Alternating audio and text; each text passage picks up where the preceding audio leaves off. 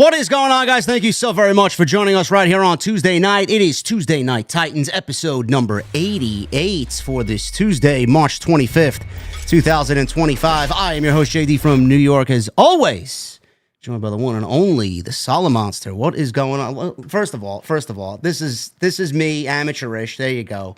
Where's Jason? I don't see him. Hold on. I fucked up, man. I'm sorry. Do we hear him? Do we hear Jason?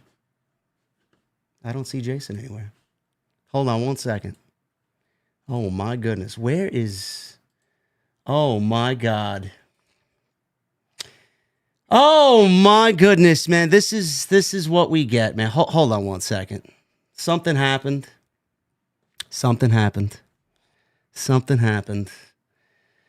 1, 2, 3. There he is. What has happened here? I don't know, man. You There we go. You disappeared off my screen, man. All my screens just went blank. I don't know what happened. That sounds like a you problem. That's not a me problem. That is a me problem, man. After the week that I had, yes, that's a me problem. Get me back on screen. There he is. We're all good now. Sorry. People want to see me. They're not here for you. They're here for me. I know. So, yes, there he is. Hold on 1 second. I still have some adjusting to do here. There he is. He's now full screen. Go ahead. The one and only Solid Monster. There he is. After I fucked things up. You botched the introduction. I know. The moment has passed. I mean, there's nothing we can do now, but just move on. Sorry. I'll just give me a real American beer as my punishment. That's what we'll do. I'm going to give you 2 of them is what I should do. That's fine. I still don't even see him. Where the fuck is he? I'll put you in the hospital. There he is. Hold on 1 second. Let me move him over here. Where is he? Why isn't he on my screen? I don't see him. There he is. Man, Don't blame me. I'm all fucked up. Don't blame me. I'm all fucked up here, man. Hold on 1 second. There you go. Let me get this over here. Sorry. I closed out a tab accidentally. Shit happens. The fuck do you want me to do? There you Somebody go. get on the horn to Matthew and let him know. I don't know what the next installment of Botchamania is. I don't know what number he's up to, but There he is. We got some content for him. There you go, chat. There he is. The Solid Monster is right there. Now I just got to position him correctly, and then we're good to go. There we go. There we go. I'm sorry, man. What's going on? How you doing? I'm good. Now that I'm back. I accidentally closed out a fucking tab on my computer, man. You disappeared. I'm like, where the fuck is he? I don't see StreamYard open. It's nowhere to be found. We got a lot. Copperfield. I know. We got a lot to talk about, man. It's been a slow week. I think a lot of people are still waiting for WrestleMania season to pick up. I know I have been very frustrated coming out of Friday.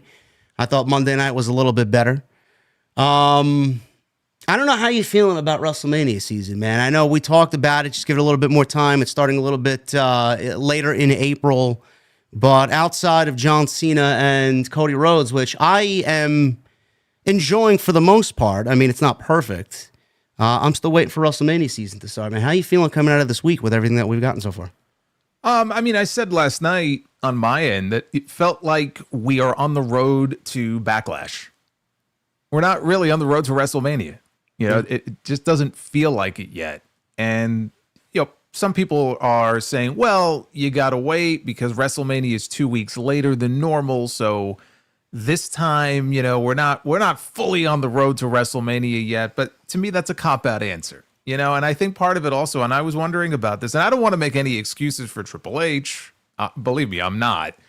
But I do wonder, you know, they have this international tour, and usually if they have an international tour, it's after WrestleMania. Yeah. I can't remember there being one right before WrestleMania. So they're on the road with all of these shows, and I just wonder if they're holding stuff back until they get back on American soil, because it's the only logical explanation I could come up with if you're going to give them the benefit of the doubt. But even that to me is just ridiculous, you know? So it does it feel like WrestleMania yet? No. And maybe they're going to wait until a couple of weeks before and then hit us right between the eyes with some really cool stuff. But it's too bad because, you know, the fun is the journey there, right? You see the destination. You hope WrestleMania is going to be a kick-ass show, but like this is the part that's supposed to be the most fun. It's getting there. And we'll talk about that a little bit also with the John Cena stuff, because I think that's a great example of it. But it just feels like it's missing something. It's lacking.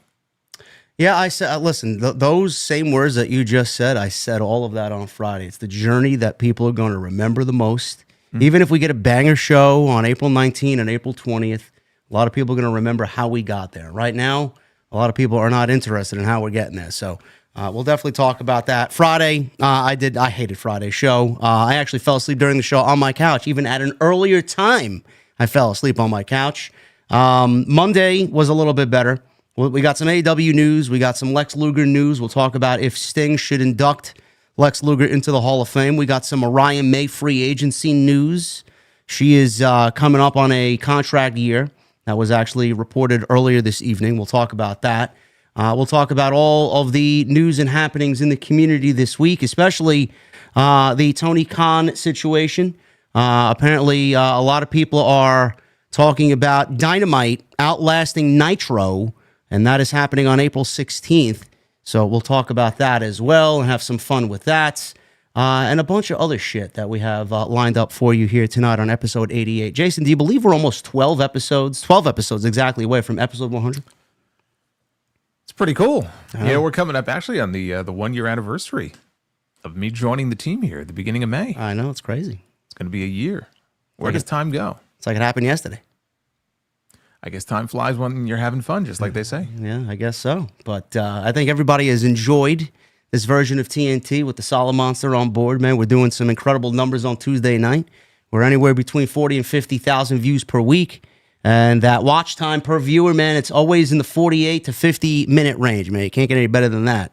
So Solid Monster is a boost for ratings, is what I say. What can I say? What can I say? I'm not going to toot my own horn here, but, Listen. We're doing good. We're doing good. We got a good thing going. We're doing good. Make sure you guys follow us on social media, YouTube. Everything you need is linked down below in the description. Make sure you guys get those super chats in. We will hang out at the end of the show. As always, it's a great way to support the show and what we're doing here. And we'll hang out with our cold beverages as always. Make sure you guys get that thumbs up. I would love to see 1,000 likes. We've hit 1,000 likes for a nice string of shows here. So that is the goal every Tuesday on Tuesday Night Titans, 1,000 likes. And please make sure you guys go check out all the content that I provided on this channel. We will be live tonight, obviously, and then come Dynamite, Jason and I will be live tomorrow night on our respective channels. So there's a lot of work to be done still on this road to WrestleMania. As always, man, I'll leave it to you. Where you want to go? What do you want to talk about? I thought we should probably, and we don't have to spend too much time on this. This was a story today on the TNA front because there were some major moves, not positive ones as far as on the surface, because there was one name in particular that shocked the hell out of a lot of people, myself included, fired from TNA, one of which is Gail Kim, who has been there for years, not just as an in-ring talent, but also behind the scenes. And I think she had been working in talent relations, I believe, for the company, but it was about 8 names, one of which I think was just a consultant, but a lot of names that were let go. They are bringing in some new people, but it was the Gail Kim cut that really not only shocked a lot of people, but if you go and take a look on social media for some of the TNA knockouts, I know Rosemary, Steph DeLander, I think Tasha Steeles, they were all very upset. So some angry emojis. It reminded me of when the news broke last year about Scott D'Amore being fired. And we know what an uproar there was from that. And they wrote a letter to management. In the end, it didn't really amount to much. And I don't really see any sort of anger and frustration. I'm not sure it's going to make a difference here either. But I would love to know what the rationale is behind that, because she is somebody who, by all accounts, anybody who has worked with her, knows her, is a huge asset, to that company, especially when it comes to working with talent, dealing with talent, mentoring talent. And I don't know where she goes from here. I don't know what her plans may be, but obviously if she wants to stay active and stay in wrestling, I can't imagine she wouldn't be an incredible asset wherever she lands on her feet. I've seen a couple of people tweeting out that WWE should bring her on in as a consultant or something along the lines of helping the women's division in NXT. So I know how important Gail Kim has been to Impact and TNA. Fightful broke this news today. Gail Kim has had a long history with TNA as both champion wrestler and part of the TNA leadership team. Gail has been a powerful presence in the locker room, supporting their talent and their great performances. On the sales side, Rob Klingman departs as Chief Revenue Officer, and in digital, Michael, I'm not even going to pronounce this, Shwechenko. Well, hold on. I wrote the name down, and I'll probably do a better job than you will. Michael, that's not that hard. Michael Shwechenko. Shwechenko, okay. Yeah, Shwechenko. Okay. We'll be departing the organization on April 30th. In addition to the leadership departures, we also say thank you and goodbye, says Impact TNA. Karen Clevitt, Sebastian Dastrange, Rami Glazer, and Raphael Morphy, who I believe worked for AEW, didn't he, Morphy? Well, yeah, so Raphael Morphy, he worked for WWE as well for many years, and he worked for AEW. I knew of him also because many years ago, he worked, and I don't think it was years and years, but he worked for the New York Cosmos. And so if you don't know, the New York Cosmos, they're a soccer team. And I don't remember what year it was. It might have been 2014, 2015. They played at least some games at MCU Park, which is where the Brooklyn Cyclones play. And so he was sort of the point of contact between the team and the ballpark.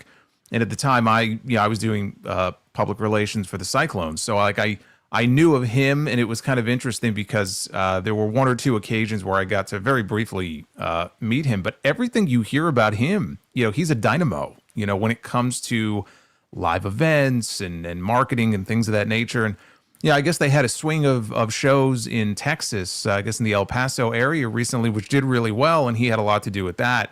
He was the one who was consulting. I don't think he was officially an employee of Anthem or TNA this time around. He worked officially for them many years ago. So in this role, I think he's just sort of moving on because he's doing other stuff. That also surprised me, though, because he's another one where you hear a lot about what an asset he is, and evidently he's no longer going to be working with them either. Yeah, it's a lot of people here. We're told, says Feifel, that Hunter Johnston, a.k.a. Delirious, will now head up TNA Creative. David Klinginger will be joining as Senior VP of Digital next month after working with UFC, NBA, NFL, and Universal. And Sean Ross Sapp says that they will have more additional details on their paid Fightful Select tier tonight, as he released this one as a free article for everybody that visits Feiful's page on Patreon. Jason, I was thinking about this. I don't know how likely this is, but it gets my brain working. We all know the WWE and TNA partnership. There really isn't any reason why they would get rid of all these people outside of budget cuts and budgetary reasons. But I can't really see Gail Kim falling into that, seeing how respected she was. Is this?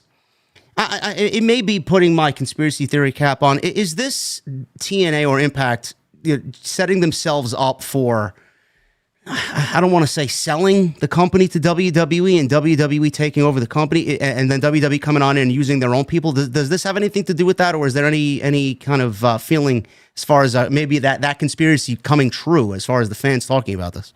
No, I mean, I think it's just one of those conspiracy theories you see a lot on social media. I can't sit here and tell you that in the next 5 years, something like that might happen, possibly. But do I think any of this has anything to do with WWE preparing to buy TNA?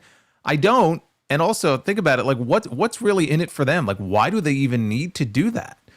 They're getting what they want out of this relationship without having to buy them. Why would they even want to take that responsibility on? So to me, it doesn't even make any sense. Down the road, it might. But no, to me, I think it's just a lot of conspiracy theory type of stuff. I don't really see that having anything to do with this news today.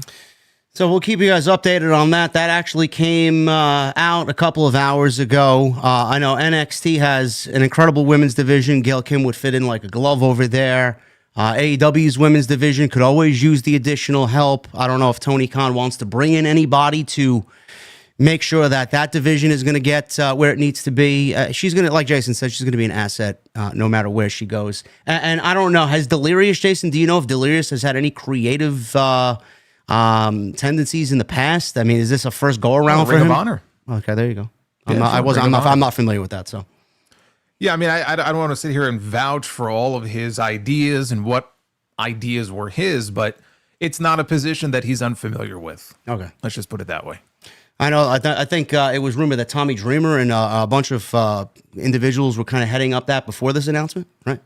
Well, Tommy Dreamer, he had a hand in creative. It sounds to me like, based on everything that came out in this report, he's got even more responsibilities now, because I think he's heading up talent relations as well, in light of this news. So Tommy Dreamer seems to be adding to his list of responsibilities. All right, like we said, guys, we'll keep you updated on where Gail Kim may eventually land. If she still wants to do anything in pro wrestling, we'll keep you updated for sure on all of that. Let's get into this story, Jason. Let's start with let's talk about SmackDown. I think that's a good start, and then we'll get into the. Do we have to? Unfortunately, yes.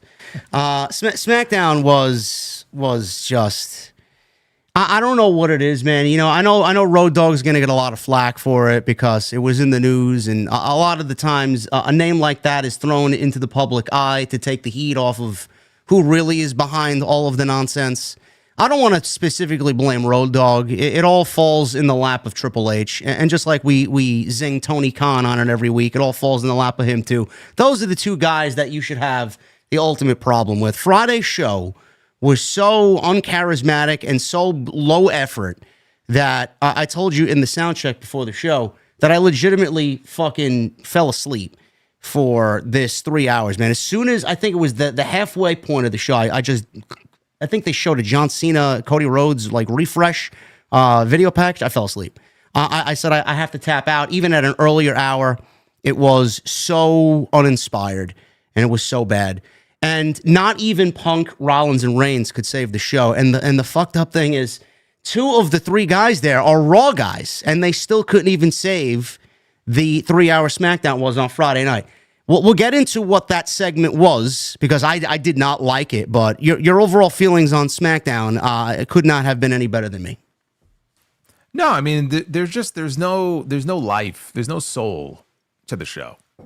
And I do think that part of it may just be that they knew they were going on this tour, and they know that they're going to have hot crowds wherever they go. And so it's almost like, well, we don't have to put our best foot forward because, you know, we're going to have these crowds that are so starved for WWE. As long as they get to see the stars, they'll be happy. I do wonder if that's part of what's going on here.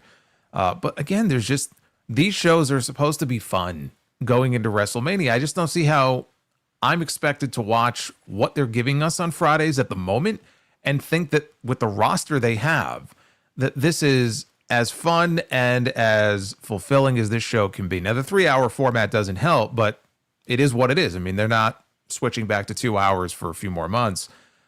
It just makes the show so much worse. And I like wrestling, like longer matches, provided that the right people are in them, as much as anybody. But at the same time, you could go the other way, where sometimes you have matches that are longer than they need to be. And you look at it and go, why was this match 15 minutes? And then a lot of the other matches that you might want to be longer are half that time. Yeah. So there was some of that going on as well. But, you know, it was all built around the closing segment. So it's not as if the show didn't have some segments that forwarded stories for WrestleMania. We got the official announcement of Randy Orton and Kevin Owens. And I thought what they did in the opening segment, it was fine. Yeah. Like, it wasn't great. It wasn't terrible. It served its purpose. So yes, they're forwarding the stories they need to forward. But I do feel sometimes people look at that and go, well, how can you shade the show when it accomplished this and this, right? It progressed this. It did that. Yes, but the show could also be fucking boring. Like, both of those things can be true. And I think that kind of sums up SmackDown in a nutshell right now. Let's not pretend, though, that it's only the international tour. SmackDown has been pretty bad for a while.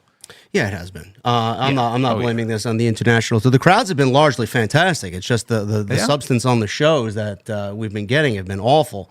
They still don't have a roster to uphold a 3-hour show. I said it in frustration. I know it's not going to change because it's probably a USA Network decision. We all know Triple H doesn't want the 3-hour shows. We all know that he operates better out of 2. And with what he's been doing on Raw, 2.5 hours is a nice sweet spot. Don't you think that everybody kind of knows that 3 hours is too much for this roster, even during WrestleMania season? And it is an experiment. Supposedly, they're supposed to be going back to the 2-hour format in June or July, one over the other. why don't they revert back to the 2 hours now, knowing that it's not working? What's the wait, and what more do we need to understand about this experiment? It's a failure. Well, I mean, it's not. My impression is it's not their decision to make. It's the entire reason Raw went to 3 hours in the first place in 2012. It was a USA Network decision.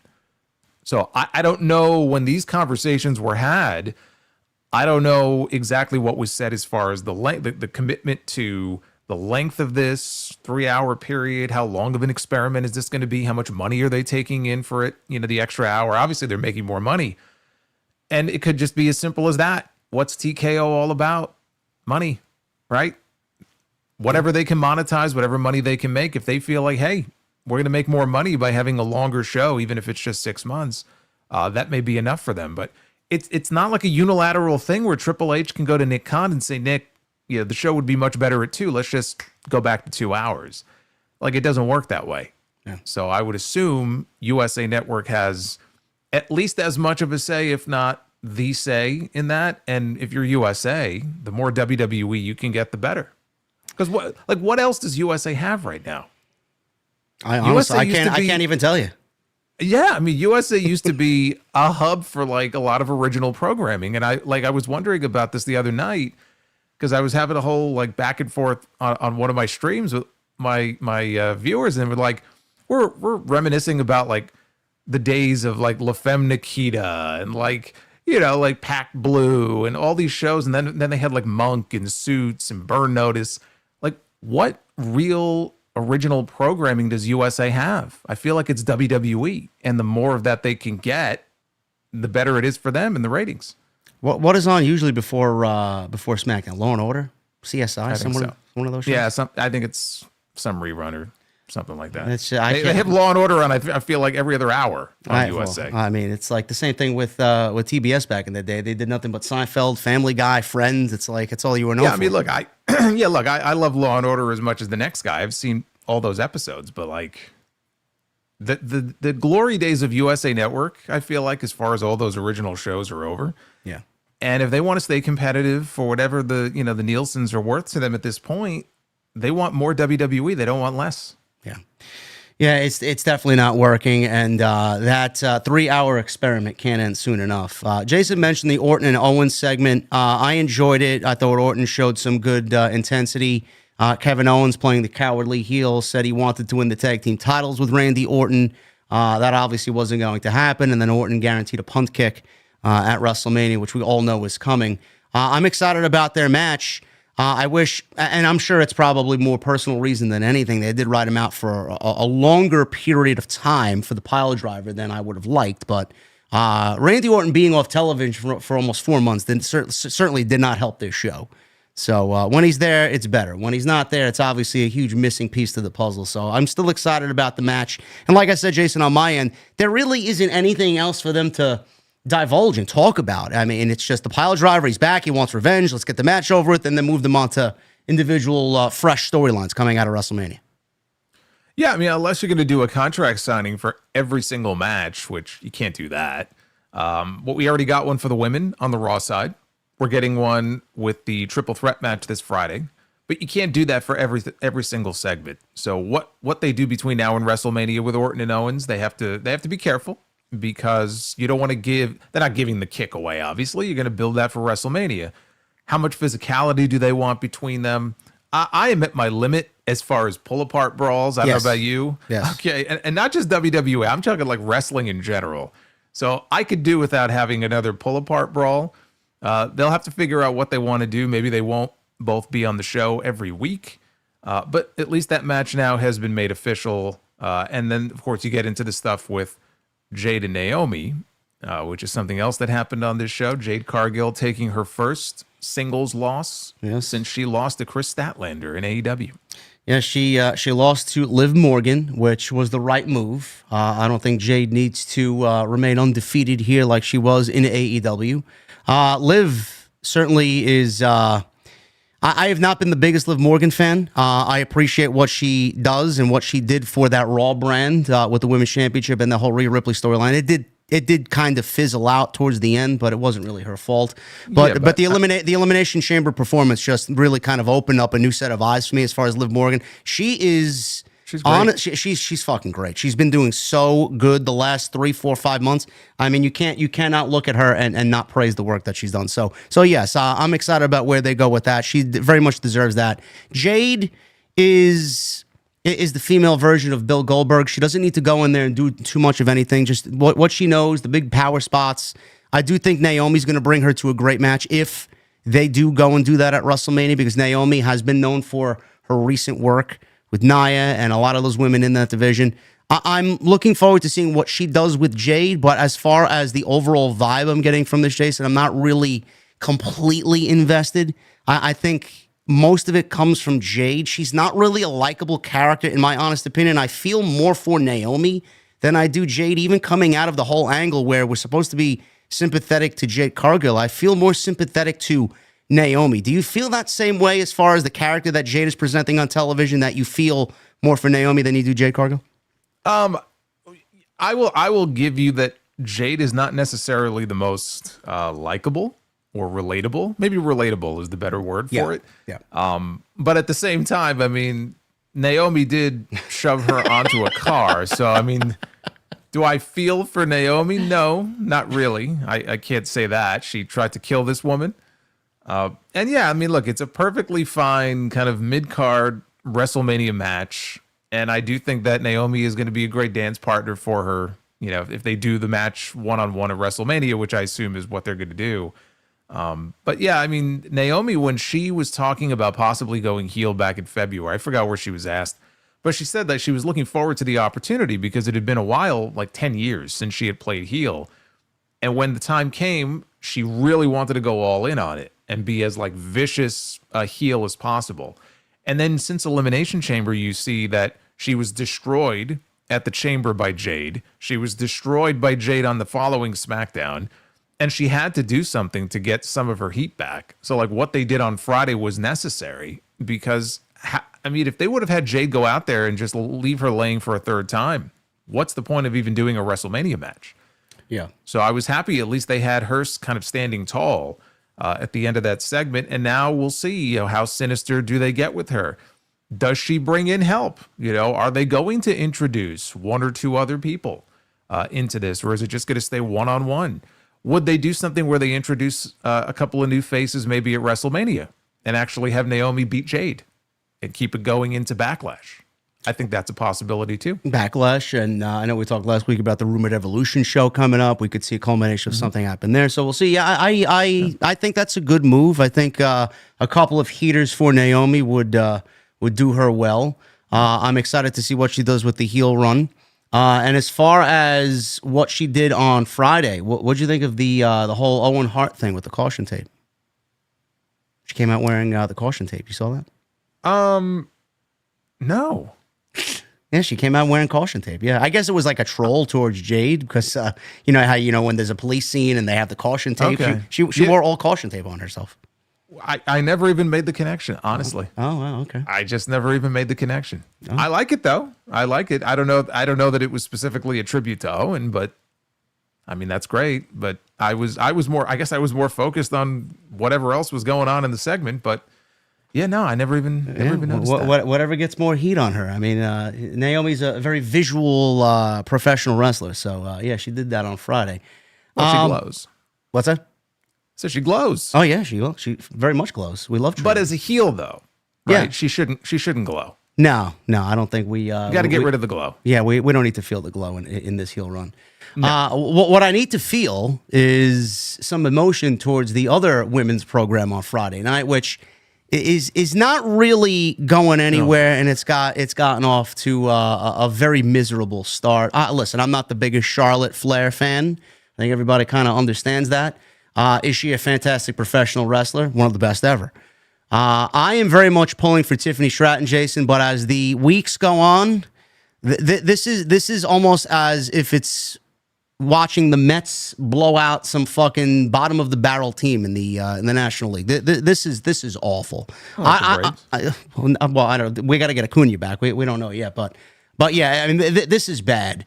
And there was a report coming out of this week that some people in WWE thought Tiffany Stratton was put into a sink or swim situation during this segment with Charlotte Flair. Now, Sapp on a Fightful Q&A was asked about this segment. Some people in WWE felt like this was a sink or swim moment for Tiffany Stratton. However, officials don't view Stratton's performance as a failure. He goes on to say, Charlotte, did she go off screen during the satellite interview with Tiffany? What was the backstage reaction to the bloodbath? You know, it was definitely a reaction from those backstage. Some people were like, oh man, well, Charlotte definitely handled business on that one. And then there were some other people that felt like Tiffany was put in a sink or swim situation and they didn't think that she sank. It's just Charlotte Flair is a better swimmer, and there's nothing wrong with that. But as far as going off, you mean off script during it, I don't believe she went off script or anything like that, but it does seem like she knew everything that Tiffany was going to say, and she had something for rebuttal on everything that she said. I don't know the level of improvisation there, but there was a lot of people that said, yeah, man, Charlotte looked really good in that segment, and Tiffany did not. But I feel like that should be designed, and to shout out to ring the bell for sending in this question. That's who asked the question. No, the content creator in the community. It was bad, Jason. I don't know how Tiffany is coming off across to everybody else as far as the promo work in this feud going into WrestleMania, but she needs to drop the whole ditzy Cali girl thing and start growing a set here, and she needs to come back with some fire against Charlotte Flair, because the more this goes on, I don't think anybody's going to give her a chance in the night to win this match at WrestleMania. I mean, she looked like she was in way over her head. And what I'm curious about, because I saw that same report, it sounds like Charlotte knew Tiffany's responses, but did Tiffany know what Charlotte was going to say? Because that's quite the handicap if Charlotte knew what she was going to say, but it wasn't the same in reverse. But Charlotte just absolutely just burned her in that segment. I mean, there was one point where, you know, Tiffany mentioned that she had cashed in and won the championship, and Charlotte is throwing it back at her face like, you won via cash in. And then there was another moment where she said, honey, you're not even the biggest star on Smackdown, let alone the entire company. And Tiffany had no real comeback for it. It was almost like this sort of pre-processed, formulaic response, like she was trying to remember what she was supposed to say instead of doing what Charlotte sounded like she was doing, which is trying to come up with, you know, actual ways to kind of hit back at her and win the back and forth, which she clearly did. She does have a lot more experience in these situations than Tiffany does. Tiffany is an incredible athlete, and I'm not saying she's not prepared to be on the main roster as far as in ring. I mean, clearly she is. But as far as the promo skills, and even before this segment, you know, I had made comments like this before on my end that she hasn't evolved at all from that character that we saw when she first came in, or even when she was at NXT. And that includes the promos. Now that she's a babyface, or the fans anyway have taken to her as a babyface, she really hasn't done anything differently to kind of turn into a babyface. The fans turned her. It's the same exact character. Nothing has changed. Nothing has evolved. And it's just awkward, especially when she's on the mic. So I thought she was exposed badly in this segment. And I hope that, okay, that was Charlotte's point. Tiffany needs to get her point back. I hope they can put her in a position to do so. Because if this continues and it's just Charlotte walking all over her, talking over her like she was in this segment, before we even get to WrestleMania, I mean, it's going to be a massacre. It's not really feeling like a star-making performance here for Tiffany Stratton at WrestleMania. No, and again, it's one segment. Yeah. But again, the pendulum has to swing in the other direction here, because we get a few more segments like this. If you talk about sink or swim, she's going to sink to the bottom of the ocean. Yeah, something needs to be done for sure. I don't know exactly what that is. And it's not like Tiffany is going to go into Mania, lose, and they're going to forget about her. She's one of the biggest talents that they have on that roster right now. So, but the fans. You don't want the fans to suddenly lose faith in her or think that she's uncool or she can't handle the pressure, because then, I mean, that changes everything. Yeah, that's not what you want. And unfortunately, we're going to be living in a world on Friday night where Charlotte Flair is once again the queen and the women's champion. So that is definitely a likely possibility coming out of Las Vegas. So we'll keep an eye on that, Bill, but I'm not uber impressed with what we've seen so far.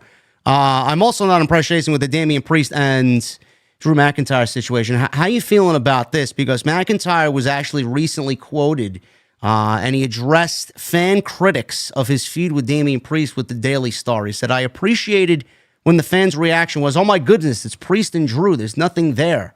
I'm like, bloody hell, give us a chance to tell the story. The thing with Priest has been going on since last year's WrestleMania when he cashed in on me after Punk assaulted me. He doesn't know how to succeed unless it is at my expense. Elimination Chamber, I Claymored Cena. Instead of going, I'll let Drew pin Cena first. He eliminates me. It's the only way he knows how to succeed because he's a vulture, a parasite, a big emo vulture. Finally, he's got my attention because they've got nothing else. So, I mean, it partially sounds like he was in character there, but the fan criticisms are real. And I think a lot of it is in favor of Drew because they feel like he deserved a bigger WrestleMania match than the one that the company gave him. I've been lobbying, and we'll get into it in just a little bit, the Roman Reigns, Seth Rollins, and CM Punk stuff. You know, I feel like CM Punk is a third wheel going into that match because the real animosity there is between Roman and Rollins coming out of the Royal Rumble, and Rollins and Punk. Punk doesn't have anything to do with Roman at this point in time, and I feel like WWE handicapped themselves by booking this triple threat match because I feel like if they wanted the WrestleMania card to be the best it could be, I think Roman needed to be in a match with Rollins one-on-one or McIntyre one-on-one, and I still feel that way right now with 3.5 weeks, 4 weeks still to go to WrestleMania. McIntyre should be wrestling Roman Reigns as a potential match at WrestleMania. Now he's stuck with Damian Priest, though there is history there. And I do trust McIntyre to bring the intensity and really kind of flesh out this story. The thing is, Jason, with 3.5 weeks to go, we haven't really seen much of that story. And like you said about the pull-apart brawls, I mean, this is Exhibit A here. I mean, that's all we've gotten here. We need to do more, and I don't know what else they could do going into WrestleMania. Well, I mean, look, it's a match that will end up on the middle of the card at WrestleMania, and it may be a very good match. There's no heat there. You know, Priest is also relatively new to SmackDown. He's trying to get his footing there. He's been associated with the Judgment Day for the last 2.5 years. So now he's on his own for the first time. And yes, there is history there that takes us all the way back to last year's WrestleMania, Clash at the Castle. And then we saw what happened at the Royal Rumble. We saw what happened at Elimination Chamber. So, like, if you really paid attention, all roads seem to be leading to this at some point. But again, there's nothing there. Like, we've seen McIntyre going after the Bloodline. We've seen McIntyre going after CM Punk. And there was so much more to that, and so much more hatred and just animosity. And it was personal. He had a reason. That's the big thing. He had a reason. And in his mind, it was justification, you know, for going after them. Punk's a terrible person. The Bloodline screwed me 3 years ago. Like, so you could draw from that. And here it's just sort of this, you know, it's a normal build up to a normal match on the show, and it feels underwhelming just because we've seen Drew involved in some good shit going back to last year. Now it's like, all right, you know, whatever, it'll be a good match, but there's not much more to it right now. Yeah. And again, what they've done, they've had McIntyre lay him out now. Maybe Priest will come back and give him the same treatment next week. And I don't really see anything changing or being any different. Maybe what they need, frankly, I think one thing that might help is a good sit-down pre-taped interview where you get them both in a room, whoever can moderate it, and just a sit-down interview where they get to, you know, talk about their history and talk about how they feel about each other. No physicality, because we've already seen that. And maybe that's what we need. And remind people, there is a story here. There is history here in case you've forgotten, and really like let them get like all up in their emotions and maybe just play off of that. Because I'm not sure what else they could really do to change people's minds between now and WrestleMania. We know the match is slotted at a certain level, and that's just the way it is. So maybe something like that, you know, might be helpful. Who do you feel should come out on top here at WrestleMania? I mean, I feel like Drew needs the win more than Damian Priest does. Yeah, I agree. I think he does too. Now, he fell short at the Rumble. He fell short at the Chamber. I would love to see him as a world champion, either title before this year is over, taking it into next year. And so I think it's important to kind of keep him at the level he's at and get him back on track. So if it were me, I agree. It would be McIntyre. I'm not sure this will be the only match between them. They could run it back again, you know, at Backlash. If it were me, though, it would be McIntyre going over at Mania. Yeah, we'll keep an eye on that. I do feel McIntyre deserves a lot better, but like you said, it's going to end up being a good match that will probably be forgotten by the time we end WrestleMania. So we'll see what happens there. The United States Championship is currently undecided right now going into Mania. LA Knight is the United States Champion. We got Braun Strowman in the mix. We got Jacob Fatu in the mix. Solo Sikoa has interjected himself in Fatu's business without Fatu really wanting him there. Who knows if he's going to be involved? You know, a lot of people, Jason, mention multi-man or multi-person WrestleMania because we've already gotten a lot of multi-person matches on the horizon. Multi-mania running wild. It is. It's very lazy and very uncreative. And we may be looking at a similar situation here with the United States Championship. In my honest opinion, I would honestly do LA Knight and Fatu at WrestleMania. I would prefer a one-on-one match just to kind of stay away from the multi-person aspect of it. I think that would be a very good match if they let them go out there and do what they need to do. Then you worry about Solo and Jacob going into Backlash. And if you want to play out the Braun Strowman stuff, you could play that out on SmackDown. How do you feel about the United States title situation? Do you think that they're going a multi-man route, or is it going to be a one-on-one match for LA Knight? No. I mean, what I originally thought was we were heading to a triple threat match where it was going to be LA Knight, Jimmy Uso, and Jacob Fatu. Because Jimmy came out a couple of weeks ago and said, I'm desperate, you know, my road to WrestleMania. I want to challenge you for the, and I quote, U.S. tag team titles. That's all we need. Another set of titles. I scared the shit out of me when I heard that. I'm like, that's the last thing we need. So, you know, he had his eye on the U.S. title. And now they've gotten away from that. Jimmy's involved more in the Jay and the Gunther stuff. I'm not sure what Jimmy's match may end up being at WrestleMania. Now it feels more like LA Knight, Braun Strowman, and Jacob Fatu. Because I am not expecting a clean winner in that U.S. title match coming up on Friday, because they're doing LA Knight and Braun Strowman this week on SmackDown. I would imagine the Bloodline gets involved. We don't have a clear winner, and then we end up very likely with a triple threat match, only with Strowman in there instead of Jimmy Uso. So no Solo Sikoa WrestleMania match this year, huh? No, I mean, I look at it as whether they go with your idea or what I just talked about. Solo is not in a match. Solo either shows up during the match or Solo is out there with Tama Tonga in Jacob's corner. He'll factor into the match. It'll be the reason why Jacob doesn't win. And that's ultimately how we get to Jacob and Solo and you do the match at Backlash. Yeah. I don't think Solo Sikoa needs to wrestle on this show. I really don't. 100% I agree. He doesn't need a WrestleMania match at all. But yeah, that's what's going on there. I know Andrade is waiting in the wings, and Carmelo Hayes, both of those guys. I know. I don't know where they are. They, at once upon a time, were going after the United States Championship. I guess WWE doesn't have them factored into plans this year going into the biggest show of the year. I think those two guys absolutely deserve a spot somewhere. But number one draft pick coming out of the draft last year on SmackDown, number one draft pick, Carmelo Hayes. Looks like maybe the Andre Battle Royal for Carmelo Hayes this year. Oh, God. He just fucking reminded me that's still on the horizon. Yeah. Well, I mean, he's going to be involved in something, so if it's going to be anything, it's probably going to be that. He's coming out with the trophy on stage like Bobby Lashley did? Probably, yeah. Probably. That sounds, listen, man, if that's all he's got this year, beggars can't be choosers, huh? That is what it is. I know, it sucks. I would rather Andrade do something really nice. You know, he's a great fucking wrestler. He's proved himself. Carmelo Hayes, too. United States Championship, I figured LA and I'd be involved with those three guys. They played it out so quickly. They ended it like that. I don't know. Yeah. I don't know. Yeah. Ultimately, it led to really nothing. Roman Reigns, Seth Rollins, and CM Punk. We did get a great tag team match here, which, you couldn't fucking pull a care out of me about the Profits and Los Garza. It was a great match, but, there's just nothing going on there. But that was the last actual match on the show before we got to the main event. And that was Roman Reigns, Seth Rollins, and CM Punk segment closed the show.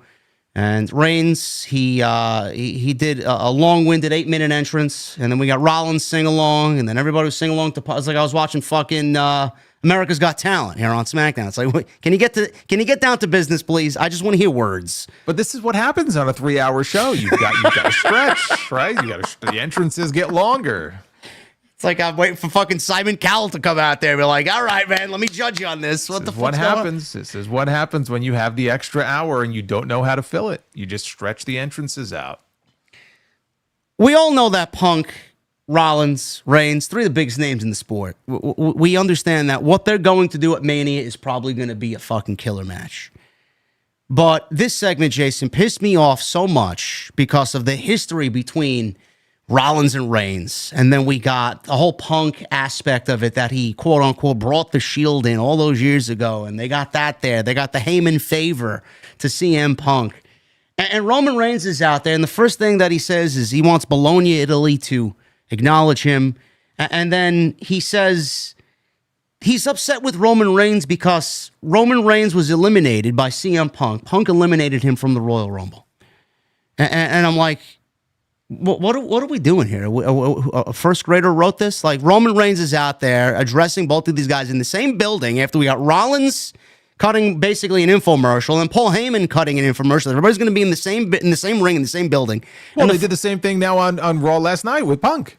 I know. And they booed him, rightfully so. He's like, where the fuck is everybody? You want them here for this contract signing, correct? I know, so do I. That's why I'm here and they're not. So Friday night is it. But the first words out of Roman Reigns' mouth and why he's upset with CM Punk is, you eliminated me from the Royal Rumble. I'm like, all right, how many Royal Rumbles has Roman Reigns participated in? Now you're upset that Punk eliminated you in the Royal Rumble? First of all, he eliminated you and Rollins. Rollins was the one who attacked you and basically left you out of action for a month. And I'm pretty sure if Roman Reigns was in that spot that Punk was in, he probably would have done the same thing. So I don't know. It really got me questioning why Punk is even there. If that is the one thing that he said about Punk specifically, and the only thing that he said about Punk. So I'll stop there. What was your reaction to that? Because it feels like, I don't know who they got writing this shit, but I feel like they absolutely had zero in the ammunition fucking chamber, and that's what they went with, man. I'm like, how are you going to use this as a way to fucking develop some animosity between both of these guys when it was Punk who saved Roman in War Games? Why would he be upset about that of all things? I don't really get it. Well, because he wants to get his title back, and the winner of the Royal Rumble gets a championship match at WrestleMania. So I feel the same way. It was very thin. I mean, we've seen WrestleMania matches sparked, many times before out of somebody eliminating somebody else from the Royal Rumble. It's not like the first time that somebody's been pissed off about that, but there is history there to draw from, including if you, again, go back to Punk's segment on Raw last night when he came out in Glasgow, and he mentioned, I brought you into this world, both of them, because he was the one responsible for the creation of the Shield. Yep. So there's a history there that goes back over 10 years. I brought you into this world. I'm going to take you both out at WrestleMania. You could draw from any amount of history between all three of them, really, going as far back as that, let alone War Games last year, let alone CM Punk embracing Paul Heyman as he left the War Games cage last year, right? Paul Heyman really is the tie that binds here between Roman and Punk. This is what I was hoping for if we got a singles match between them, maybe at SummerSlam. And now we're going to get them in a triple threat match at WrestleMania, but it's all about Heyman. It doesn't have to be about, oh, you eliminated me from the Royal Rumble. Heyman really is the tie that binds here. It's going to come down to that. And Punk last night, talking about the contract signing coming up this week, talking about fine print, and I better get, I'm hoping that what I want is in there. And never said the word favor, but kind of teasing that maybe on Friday we'll get some sense of what that favor might be, because in this segment last Friday, there was no mention of that. My biggest disappointment in that segment was we've seen CM Punk come out on TV and cut great promos. He was vicious on The Rock and John Cena a few weeks ago. Okay, he was furious when he didn't win the Elimination Chamber. And you remember how he went off on them. Yep.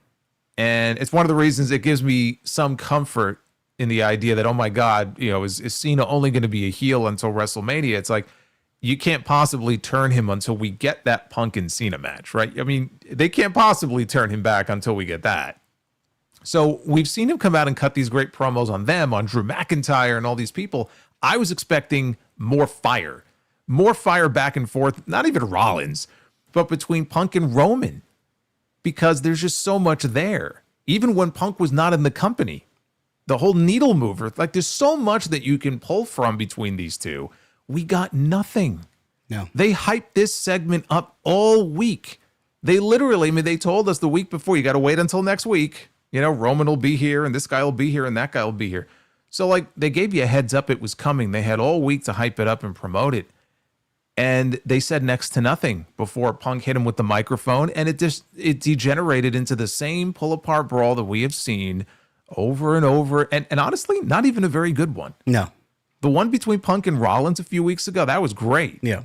This was not that. And what do? They do what everybody else does. So lame. Point to the sign. Punk points to the sign. Rollins points to the sign. Then Roman has to point to the sign. That's what they did. And that was their confirmation that all three of these guys are going to be in the same match. They didn't have a graphic up until the following week. It's like, all right. Well, I mean, it's not like Tony Khan where, 5 seconds later they got the graphic ready. I mean, come on, that's ridiculous. But so that's really what it was. Like, it's not as if what they did in the segment was wrong, right? This is the method in which they chose to set the match up. I was hoping for more verbally because look who's involved, especially with Punk. And we didn't get that. Now, there is a few weeks left. That's true. But for a segment they hyped up all week long, they should have given us a little bit more. And that was my great disappointment when that segment was over. It was just like, that's it. That's what I said. Like, that's it. That's all we get out of this. Yeah, Rollins said that Reigns messed up because he didn't understand how dangerous Punk was. And then Rollins said the story of Roman and Seth has a lot of pages already written. It's time for them to write another chapter. Punk came out and Reigns was obviously angry.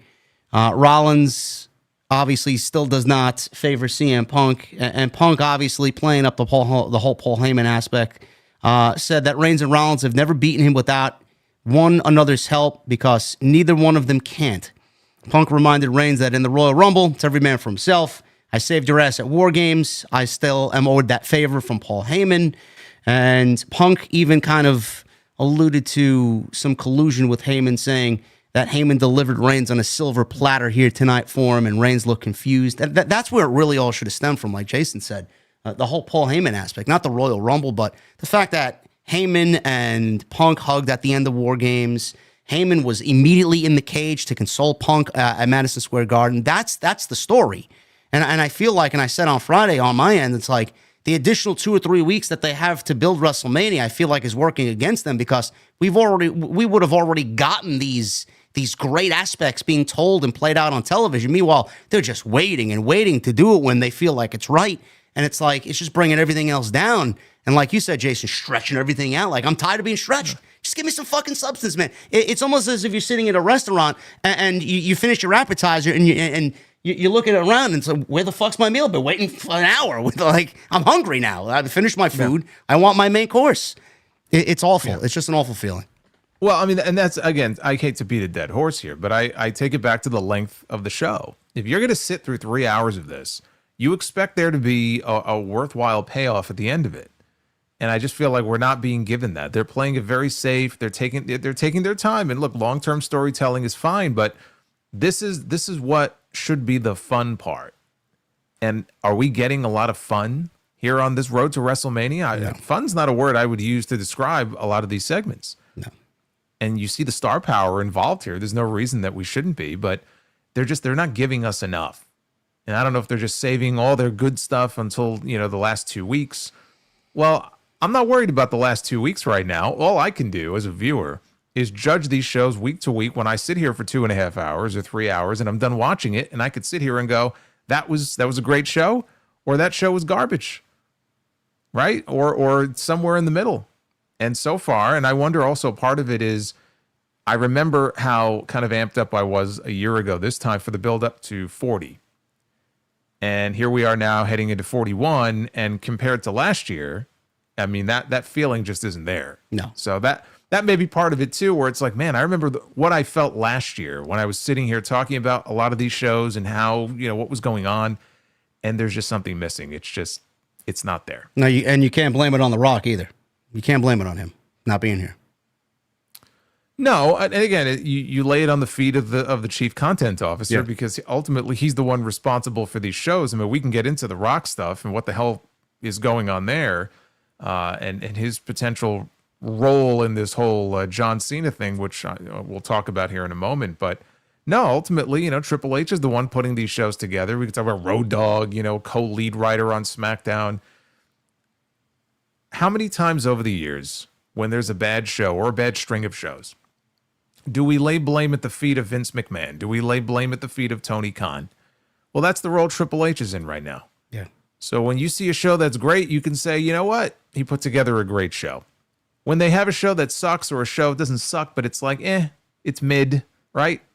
You blame him. He's the face. It's the Paul Levesque era. Yep. Well, part of that, when you want to call it that, or people are calling it that, you become the face of that era. And there's the good and the bad that goes along with that. So, yeah, I blame The Rock, blame this guy. It's Triple H. It's Triple H. He's the one putting these shows together. We've seen him put together great shows in the past. It's not like he's incapable of doing that, but we're just not getting a lot of that right now. Not at all. And we'll go. I guess we'll talk about the whole Punk promo on Raw last night. He said he had a match at Mania, but what I want, I'm not getting, or am I? He wanted to win the Rumble. He didn't. He needed to win the Chamber. And the more things change, the more they stay the same. I work with children. I'm sure someone in Jacksonville is already penning a promo for Wednesday night. He said Seth Rollins was the world champion of being a piss baby, and Rollins screwed him at the Chamber.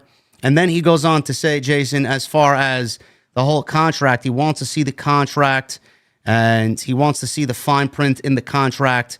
If this match would get him closer to what he wanted, or if it would just be another rug pull from the powers that be. I don't know what you thought about that, but the powers that be, I felt like he was kind of low-key, indirectly mentioning The Rock.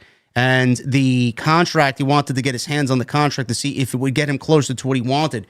Is he basically saying to us that the favor that Paul Heyman is going to owe him is a main event match at WrestleMania, and this is going to be his way in to get that? I mean, it could be, yes. I don't know if that ultimately is going to be what the favor or the only part of what this favor is. I mean, think about it though. Would that be satisfying to you? No. To me, it's kind of lame, right? I don't even think Paul Heyman or Punk asking Heyman to be in his corner, not Roman's at WrestleMania, that wouldn't even be favorable to me. Like, there's nothing on the line in this match. What is the winner getting? Well, that's the thing. And so what I was talking about last night when the show was over was, because what I said when the segment on Friday was over, I said, and it became official, I said, well, there's your night one main event. And there was a lot of divided opinion about that. Like, we have Rhea, who's probably going to be worked into that match. Rhea, Bianca, and Io. That should main event the show.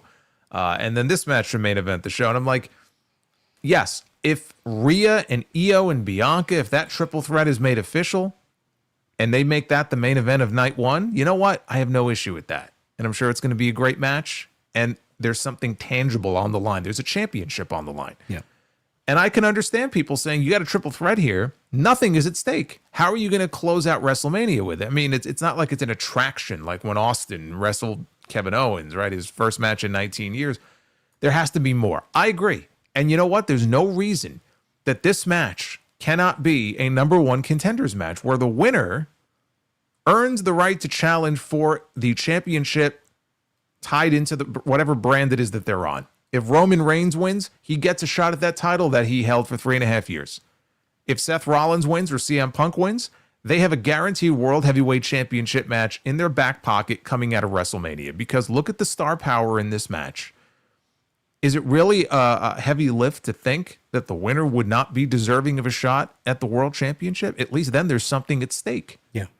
Why would this not be a number one contenders match?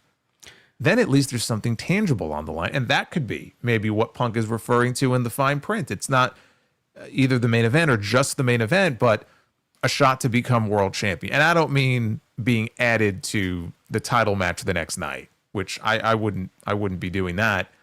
But at least then there's something at stake in this match. Yeah. I actually like that idea quite a bit. Like, what you just laid out. If Roman wins, you get the championship match. You get a championship back against Cody or Cena. Or Cena. And then Punk, if he wants to go after either one of those guys, he can. Rollins, if he wants to go after Gunther or whoever holds the World Heavyweight title on Raw, fine. I like that.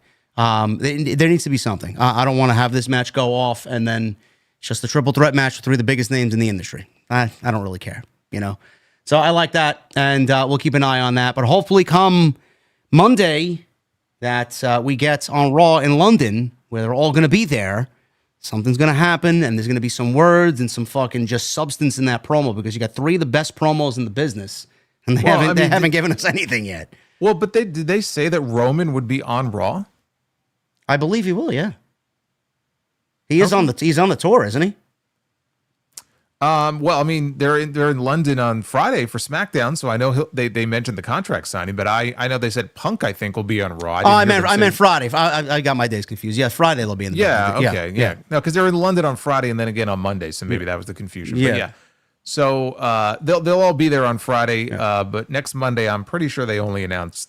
I think they said Punk would be on that show, I believe. And then Cena Cody 3. That'll be the last, I guess, international date for Cena. I don't know if he's going to be on the show. Can we get into that? I want to talk about that. Yeah, we'll jump into that. The open of Raw was Cena and Cody. And I know Jason and I both thoroughly enjoyed Cena's first promo last week. The only thing that I had a problem with personally, I think Jason also touched upon this as well, the fact he didn't mention number 17. And he didn't mention any collusion with The Rock. Why did he do it? Did he sell his soul for The Rock? Why did he? He didn't mention any of that stuff. So we were looking for those key points in this promo last night. As far as what he says, I'll get into that, Jason. But on the substance, the vibe that you got from last night, me personally, I thought Cena, I don't want to say he had a home run. I thought the initial first promo was a home run. I thought last night was more like a triple. I felt like he hit the points that he needed to. We're still missing that aspect of The Rock. He didn't mention The Rock at all. I don't even know if he's going to be with The Rock on this road to WrestleMania or mentioning The Rock on the road to WrestleMania. We don't know. But I like what he said, and I do like the fact that he interjected by saying 17 is, A, I'm going to get rid of Ric Flair. You're going to be talking about me. I'm going to be the greatest of all time. And he talked about the championship in a way where he won it and he introduced the spinner belt as a cool thing to his character. And all the fans looked at was the disrespect he used by bringing this spinner belt, the disrespect that he did to the WWE Championship. It's a toy, it's gaudy, it's ugly, it's this and that. And people did not focus on the fact that he was their champion. And now he said he's going to ruin pro wrestling. That aspect of it, for him to win number 17 and use it in that context, I thought was a brilliant move by him. I don't know how you felt. We're 2 weeks in, and it feels to me, now correct me if I'm wrong, I thought the WrestleMania match was John Cena against Cody Rhodes. Correct. It feels like the WrestleMania match is John Cena against the fans. It feels like it's John Cena against you and me. Yeah. Which would not be as good as John Cena against Cody Rhodes, just for the record. The focus now for the second straight week has been getting revenge effectively on the fans for the way they abused him and took advantage of him and treated him. And so I'm going to go to WrestleMania and I'm going to win this championship and I'm going to go home with it. Right. Which, by the way, what does that remind you of? We'll get to that. I said the same thing. Yeah. So it had little shades of that. Yeah. But no mention for the second week in a row. There was no mention on Cena. I don't think the name Cody Rhodes even left his lips. And Cody Rhodes came out and he did all the talking and Cena said nothing. And then I realized that as of this moment, John Cena is only scheduled for one more show before WrestleMania. That's next Monday in London. And that's it for him. No more shows on the road to WrestleMania for him until WrestleMania? He is not scheduled at this time for anything else until WrestleMania. Oh, boy. Now, I have to imagine that will change, because if that does not change, that is awful. If that is all we are going to be left with is whatever they're going to do on the show next week, and that's all we get from him, and the next 2-3 weeks after that is just Cody having to cut promos by himself, maybe Cena sends in something, like that would be fucking terrible. So that's my big fear right now. You cannot have the next 2 or 3 weeks go by and just not have John Cena on the show, because there's so much left that we still haven't gotten. We haven't even gotten a proper back and forth between these two. Not at all. And that was my next question to you, because I have it written here. Are they doing this? Obviously has to be all done by design. I mean, Cena has not mentioned a fucking word face to face to Cody, and he's just been left either motionless in silence. He drops the microphone and he walks away every time Cody wants to say anything in regards to what Cena has addressed to the fans and to him and this entire situation. He hasn't said anything to Cody face to face. This obviously has to be done by design, because I did say on Monday when I did my review, I don't know if it's WWE doing this just to kind of build the whole John Cena heel character moving into WrestleMania, and then they're going to play something out in the weeks to come, or if it's a sense of fear that Cena, if he does verbally spat Cody one-on-one, that Cena's just going to obliterate him, and they're going to make Cody look bad, and they don't want their champion to look bad going into WrestleMania, because then more people would probably cheer Cena than they would Cody. Is that a possibility as to why they haven't done anything? I'm going to say no, because I mean, if they have such little faith in Cody, I mean, that's terrible. First of all, now look, if John Cena wanted to, yeah, he can go out there, he could ether this guy. I mean, he could really start throwing it back at him. But you got to have faith in your top guy. Yeah, you got to have faith in Cody. Maybe Cena would kind of outshine him on the mic, but I think Cody would be able to hold his own. Or maybe you could just collaborate on what you want each of them to say and make sure that it's all laid out in advance. Whatever. I don't think that's the reason. Then maybe the story they're telling is that Cena is looking beyond him. He's overlooking. He's looking past Cody Rhodes.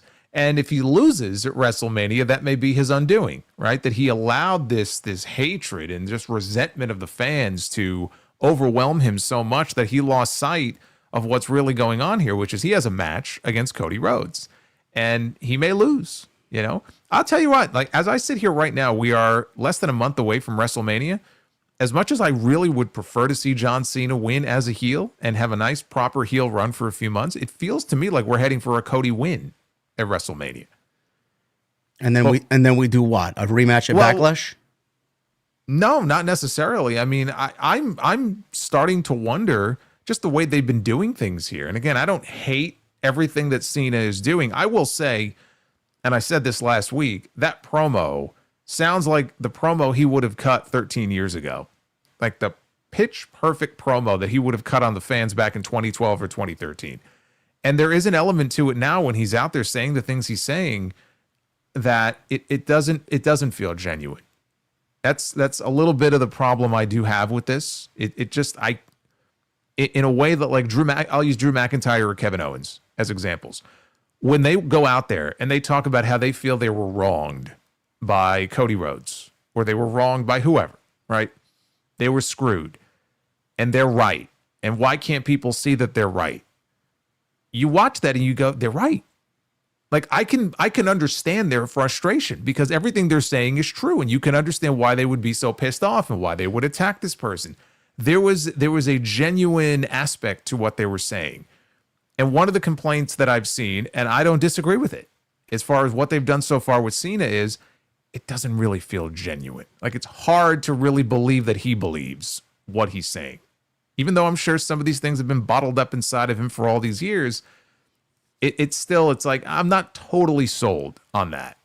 And they just haven't done enough yet to, I think, get over that hump, where right now it's just him healing on the fans and there's not much else to it. We just haven't had that back and forth I was hoping that we would get. The idea that Cody 2 weeks in a row would come out there and stand inches away from him and not feel the need to punch him in the mouth after what happened at Elimination Chamber, or at least put some people in between them. Oh, yeah, I said the same thing. It's like, well, why isn't he out there wanting to fucking throw fists? To put some separation between them. That's also, frankly, ridiculous to me. But there's something that's missing from this. And if next week is all we get from Cena, I can't help but think of the New Day. Honestly, it makes me think of the New Day, and it makes me think that if this is all we're gonna get before we get to WrestleMania, and like next week's segment is going to be another copy and paste of what we've gotten for the most part the last 2 weeks, John Cena's turn at Elimination Chamber. This is why I laugh. There were so many people who were like, this is the best heel turn of all time. This is bigger than Hogan in the NWO. And I just laughed because, of course, that's preposterous. Cena's turn is pretty fucking high up there. Maybe I'd even put it behind that one. But, like, I look back at that now and it looks even sillier than it did the night of. Because look at what they've done since then. They have not capitalized. They've not fully capitalized on what should have been one of, if not the biggest heel turn of all time, in the way that they didn't capitalize fully on the New Day turn. They had so much heat and so much momentum coming out of what they did with Big E back in December. What have they done with the New Day since then? Well, let's cycle back. You said it doesn't feel genuine, or people are starting to feel like it's not genuine. What would make it feel more genuine? Because A, they don't have as much time as they would have had back in 2012, 2013, when this should have happened. They don't have enough time. They have how many contracted dates for this guy? 20, 25 dates throughout the entire year? They have 30 left. They got 30 dates left. So they got to squeeze everything into 30 dates, and he's going to be missing chunks of time in between if he's not going to be on the show for the next 3 weeks after Monday. It's like that's a whole WrestleMania season that's left that's not going to have John Cena. So what would make it feel genuine? Because I think the general consensus is this heel turn was absolutely needed to make this match feel special. Otherwise, it would have been just Cody versus himself at WrestleMania, and that's not what we needed. So what would make it feel genuine? More of a focus on the man that he kicked in the balls at the Elimination Chamber. Cody Rhodes is this generation's version of John Cena. He has molded himself in the way that John Cena was a top guy in this company. That's what Cody has strived to be ever since he came back to the company. There are a lot of parallels that one can draw between John Cena and Cody Rhodes. And what I would like to see if they veer more into this next week, is more of a dialogue on Cena's part about Cody, where he came from, where he used to be, where he is now, the way in which he's copied Cena, the way in which he's catering to the fans in the way that Cena did, and more parallels between the two of them and why he resents him. Why would he kick this man in the ball other than he just wants to win the championship? It could just be as simple as, I have to win number 17. Maybe that's the story. And I'm glad he finally mentioned 17 last night. That was great. I was hoping that he would do that.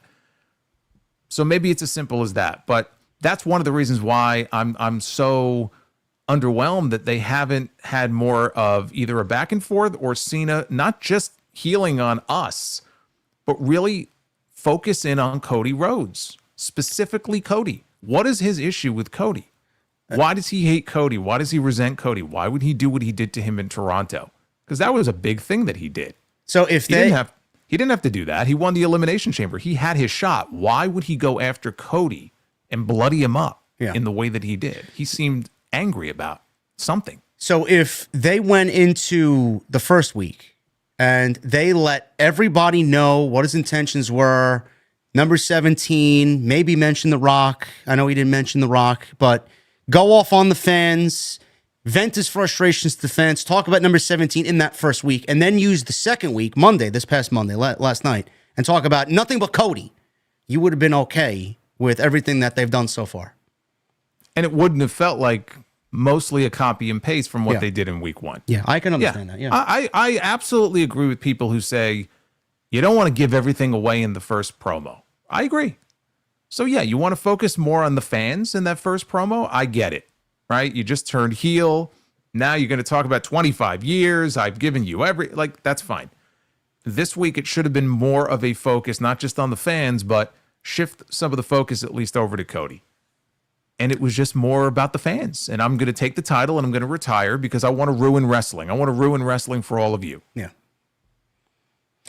I attributed what he said, or what WWE is doing with this build. I said it's drip content. It's almost like you are playing WWE 2K25, or I like Destiny or Call of Duty, and they have these season passes, and the publishers and the developers drip content throughout 2 to 3 month periods so that you don't get bored with the game and finish everything in one sitting.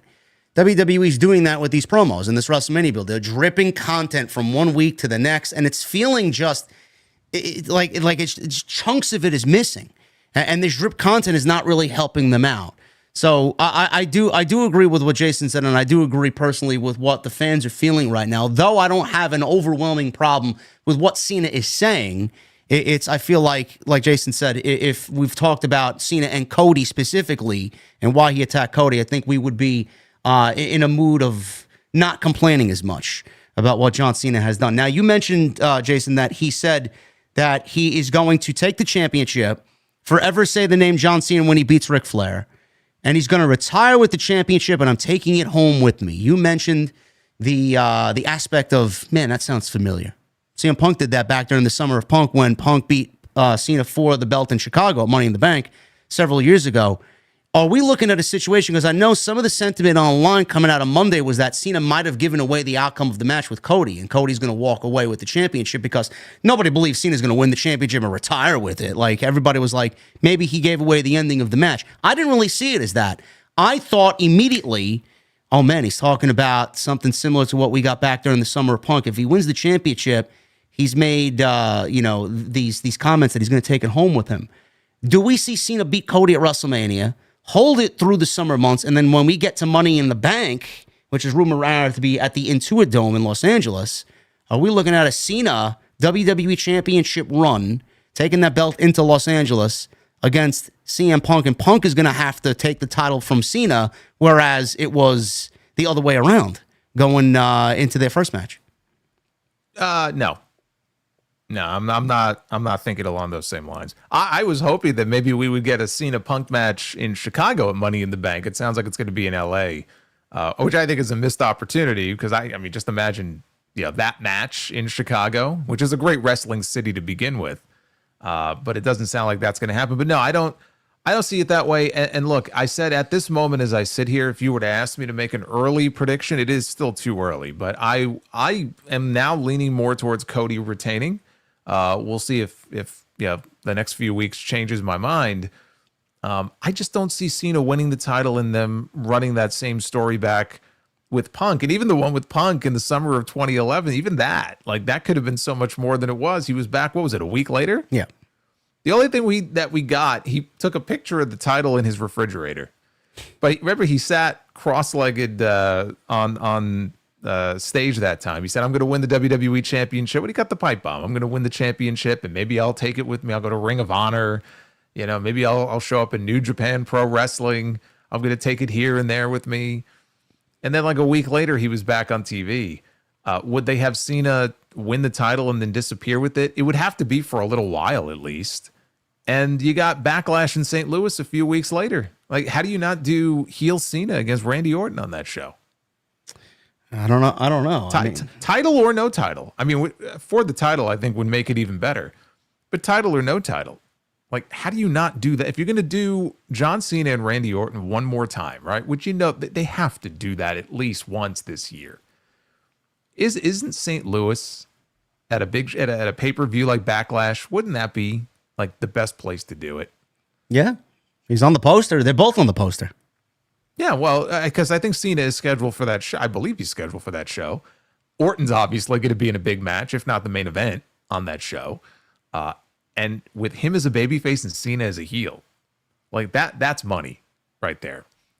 So I don't see them running back the same angle they did with Punk in 2011. It was a thought that occurred to me because just based on what he was saying, I'll tell you what scared the shit out of me was when he brought up the spinner belt. And where I thought he was going with this was, I'm going to win the WWE Championship and I'm going to make it spin again. Because I fucking hated that spinner belt. That was all. I stopped watching when he won the championship. I stopped watching for a full year. That spinner belt, there are people who love that belt, and I am convinced that it is people who either started watching wrestling around that time or were of a younger age who looked at that and just thought it was cool and, oh man, it spins and it's gaudy and like, this is great. Because I actually wasn't as offended by the US title he had. I didn't really like that either, but it was the WWE Championship. I never liked that belt. And I thought he was threatening to bring it back, with like the ultimate heel move. And I'm like, man, Cody better win now. But he didn't do that. He just mentioned that, like, at the time, people were trashing. Yeah, they were trashing it because it looked fucking terrible. But, like, yes, people were trashing it at the time. And so I was like, okay, thank God. He's not threatening to bring it back where we're going to get the spinner belt back. Because I thought for sure that was where this was headed. Well, didn't Copeland have a spinner rated R belt too? Well, yeah, but it was to play off of the because he was feuding with Cena at the time. Yeah. Listen, man. He wants to ruin wrestling. That's a great way to do it. I mean, I wouldn't mind seeing it if it fits into the overall character and story that he's telling. But well, I mean, look, it would certainly get him heel heat. It would, and yet, people will buy that belt. They probably would if they remake it again for the modern era. Absolutely. Well, I mean, they already have the replica, I think, for sale, and I'm sure it sold very well when they started selling it. But I do think the majority of the people who probably bought that up and really loved it, I just can't imagine that those were the people who grew up during that era where you had the Winged Eagle and the Attitude Eagle and then the Undisputed belt. That was a nice belt too. Yep. One that Brock Lesnar had, like 2002, 2003. So I really feel like there's, not that nobody from that era like that belt, but I feel like there's probably two different audiences here, and a lot of it depends on like when you started watching or when you grew up. But yeah, we can keep the spinner on the back burner.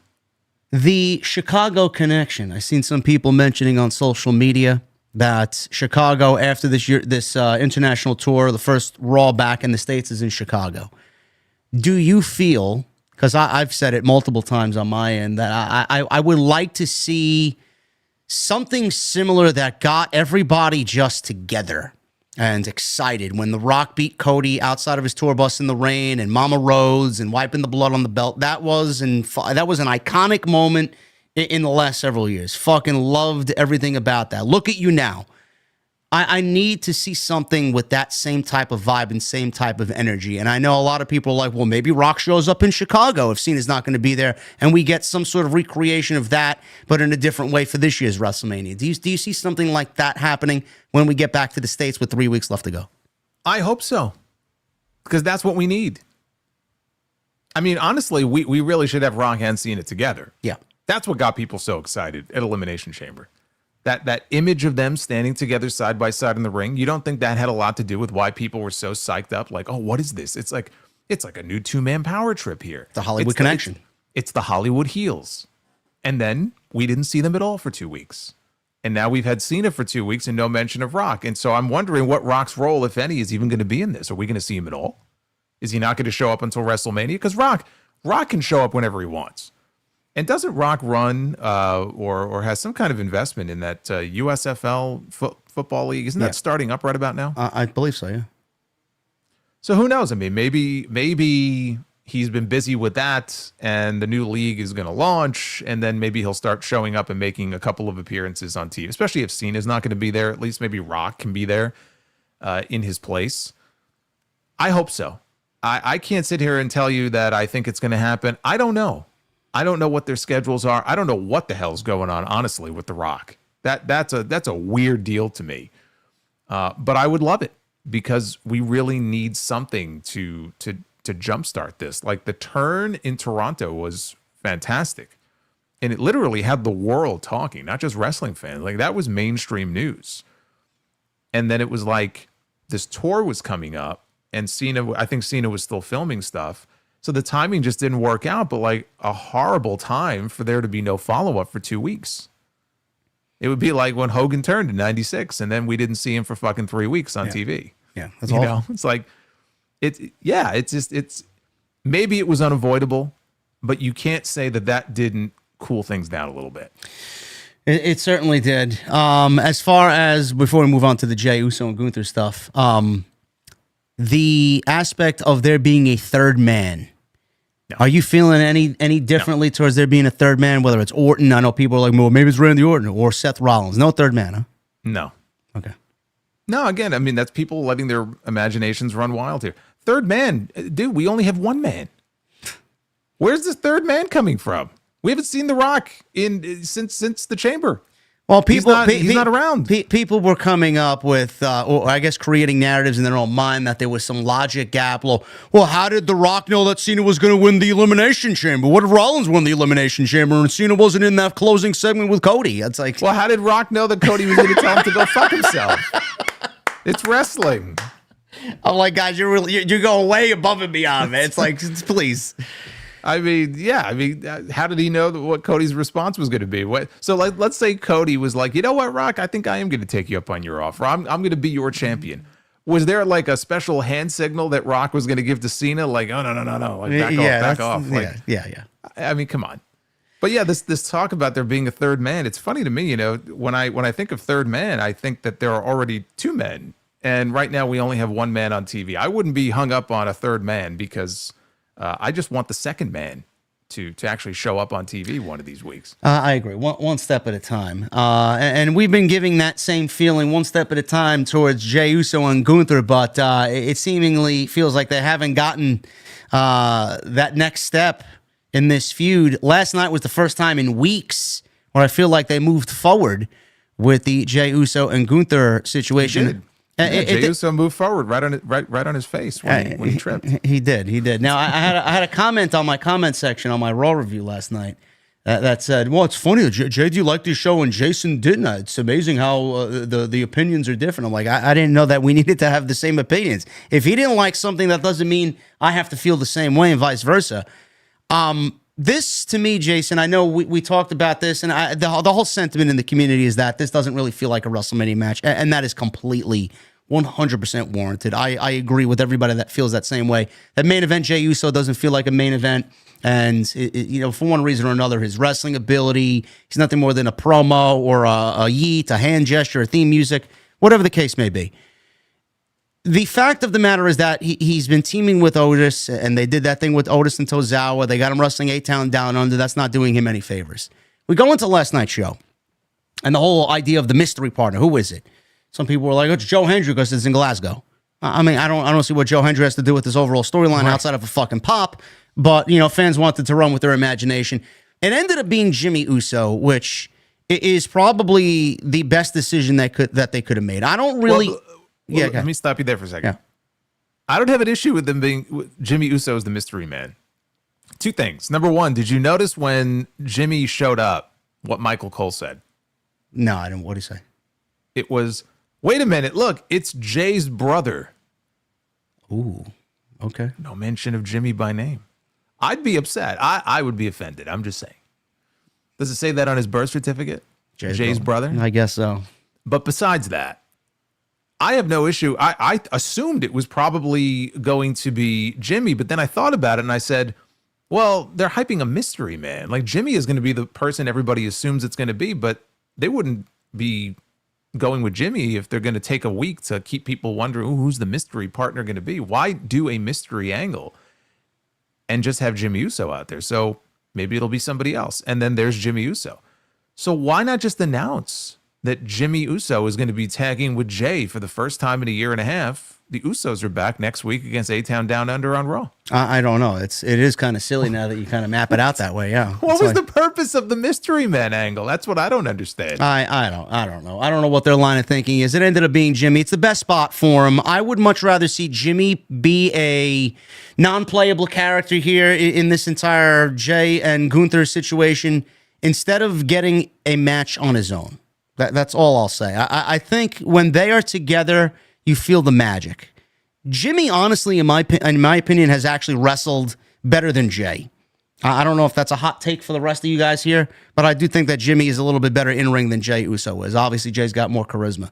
Last night, I felt like it was the first time in a year and a half, Jason, that they actually felt like they were in the past, like that magic was back. That they're better together than they are separate, outside of the whole yeet and the whole theme music and Jay's star power. I understand that, but as far as the way that they are in ring, they are much better together than they are separate. So they did that last night, and they had a fun match, very standard TV tag team match for WWE. But we're coming out of a week where we got that dive over the top rope, that top dollar type dive that Jay botched.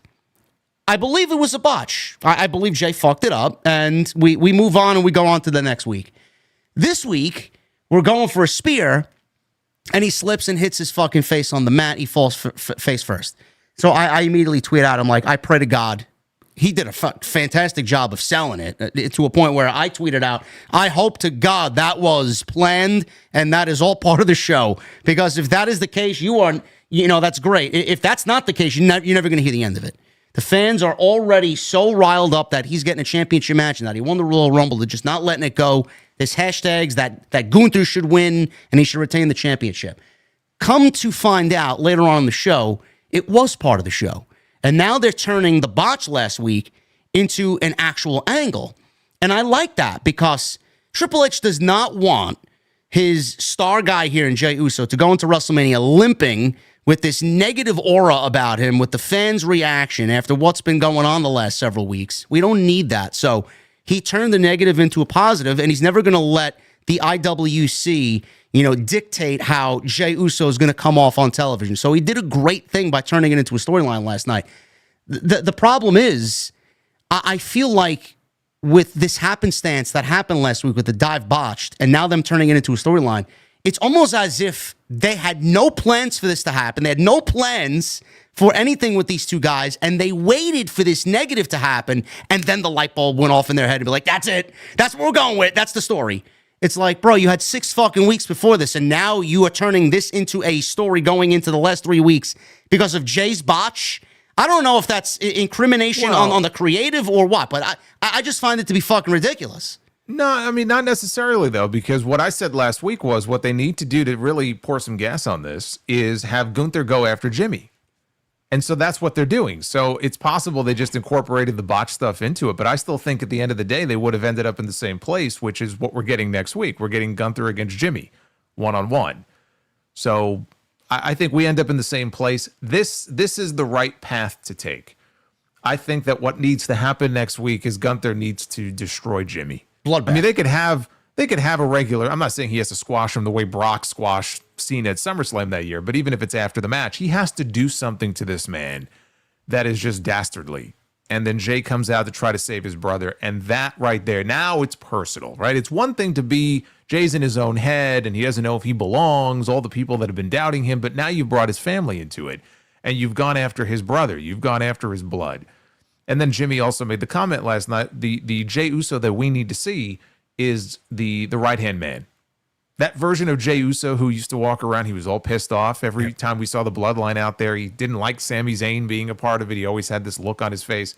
That's the Jey Uso that we need to see. So if this helps bring that version of Jay back to the forefront, like that's exactly what we need. But I think what you have to do next week, it cannot just be a regular match. When it's over, the Usos are standing tall. I think he needs to do something to Jimmy, especially Jimmy slapped the taste out of this man's mouth last night. Okay, he hauled off and he smacked the shit out of him. There's got to be payback for him on the show next week. Powerbomb right through the announce table, right in front of Pat McAfee. Shove Pat McAfee around for a little bit, and here's your here's your yeet right there, right at the feet of Pat McAfee. I think that would be a great visual. That's exactly what they need, and that would light a fire under Jay in a way that we haven't seen so far. And then we have whatever it is, 2 weeks, 3 weeks left to go. So I think they're finally heading down the right path with this because it does feel like a mid-card match. For a World Heavyweight Championship match and a man who won the Rumble, theoretically he should be headlining one of the nights of WrestleMania. I don't see that happening. But this is something that's needed to take this feud to the next level because it just feels like any other match on the show. And your World Heavyweight Championship match should never feel like that. And that's how it feels right now. But I think they're heading in the right direction finally. We know Gunther's incapable of having a bad match. Do you find yourself confident that Jay is going to deliver at WrestleMania and wrestle the match of his life? I hope so. I think he understands. I think he understands what's on the line here. He acknowledges he's not happy about the match that he and his brother had last year. And I think he really wants to make people forget about that. I think he sees all the comments. He knows what people say about his wrestling ability and the repetitiveness of his matches. And, you know, he's got the catchphrase and all. That's all he is. He's a song. He's a catchphrase. And I'm sure it bothers him. And I think he's going to want to go out there. He's got the perfect opponent because, like you said, it's hard for Gunther to go out there and have a bad match. So I think if ever he was going to go out there and have the match of his life, the singles match of his life, this is the right guy for it. Because when the spotlight has shone brightest and it comes to these singles matches, WrestleMania last year was not good. SummerSlam against Roman Reigns was not good. He needs this match to prove to people, I think, if it matters. I mean, he's still over. He's still selling merch and making money. But if it matters to him, he's got to go out there and show them, you know what? Fuck you. I can go out there and have a great match. I just haven't been able to show you what I'm capable of. And hopefully he's preparing himself to go out there and have the match of his life. I don't know if he will or not, but when was the last time you saw Gunther have a bad match? Couldn't tell you. It's hard. It's hard for me to think back to the last time I saw this guy in the ring and said, man, that sucked. So I think they're going to have a fine match. I'm not saying it's going to steal the show, but I think they're going to have a fine match. Speaking of fine matches, we got Io versus Bianca Belair scheduled right now for the Women's Championship match at WrestleMania, but Rhea Ripley wants to find herself into this thing by hook or by crook here. So we got a contract signing or Adam Pearce overlooking both of these women with the contract in his hand that Rhea Ripley had signed her name to that was null and void. Doesn't happen that way. So Rhea Ripley interrupted yesterday during this segment and said she doesn't care about WrestleMania. She didn't care who she had to face to get her title back, and she wanted a rematch. So Adam Pearce, after going through all this drama for the last couple of weeks, has been planning a rematch for Rhea Ripley. And if she just calms herself down, he would have explained to her that you're getting a rematch against Io Sky, and you're going to get an opportunity to get your championship back before WrestleMania. She didn't understand that he was working through this and trying to benefit her. So at the end of all this, we get that match announced for next week on Raw, Jason. We got Rhea Ripley versus Io Sky with the Women's Championship on the line. And later in the show, after a nice sequence of moves and, all three of them fighting each other at the end of that segment, Adam Pearce says to us that Bianca Belair is now the special guest referee. So I said last night on my Raw review, the night before, on Sunday, I was scouring through WWE Vault on YouTube, and I landed on Lex Luger versus Yokozuna for the WWE Championship at WrestleMania 10 at Madison Square Garden with Mr. Perfect as the special guest referee. And I watched that yesterday. I unfortunately watched it, and I was going back to see what exactly happened there. It was on automatic play, and I'm like, let me watch this. I didn't realize how bad it was. I forgot how terrible it was. And then Mr. Perfect, obviously, he's in the ring. Fuji's in the ring. And Jim Cornette's in the ring, and he's going over to them, and he's shaking them like Luger's got the bionic elbow hit. He's fucking pinning him. Mr. Perfect's not making the cover. And then Luger gets so upset, he shoves Perfect, and Perfect calls for the bell. He DQ'd Luger. He walks away, and that was it. I said last night on my Raw review, I'm like, I could see something like that playing out. Not to that extent, but Rhea Ripley getting so upset by Bianca shoving her, Bianca disqualifying her. It goes off with Rhea Ripley not in the match. She blames Adam Pearce for this decision, and then he eventually is forced to add her to the match. It's going to end up in a triple threat match, but what did you think about the initial, decision to put Bianca Belair in the special guest referee spot? I thought it was stupid. I mean, think about logically, okay? Think about this logically. Adam Pearce, first of all, why is Rhea Ripley even getting a rematch for her championship now instead of after WrestleMania? Because when we saw her against Io Sky, it was whoever wins this match is going to be the champion and will defend against Bianca at WrestleMania. There was nothing that happened in that match, no matter how much Rhea Ripley wants to come out and protest. It's not as if Bianca Belair physically got involved, jumped in the ring, tripped her up. Like, Rhea Ripley lost on account of her own stupidity. She lost fair and square. She allowed herself to be distracted by someone who really wasn't doing anything on the outside. Yes.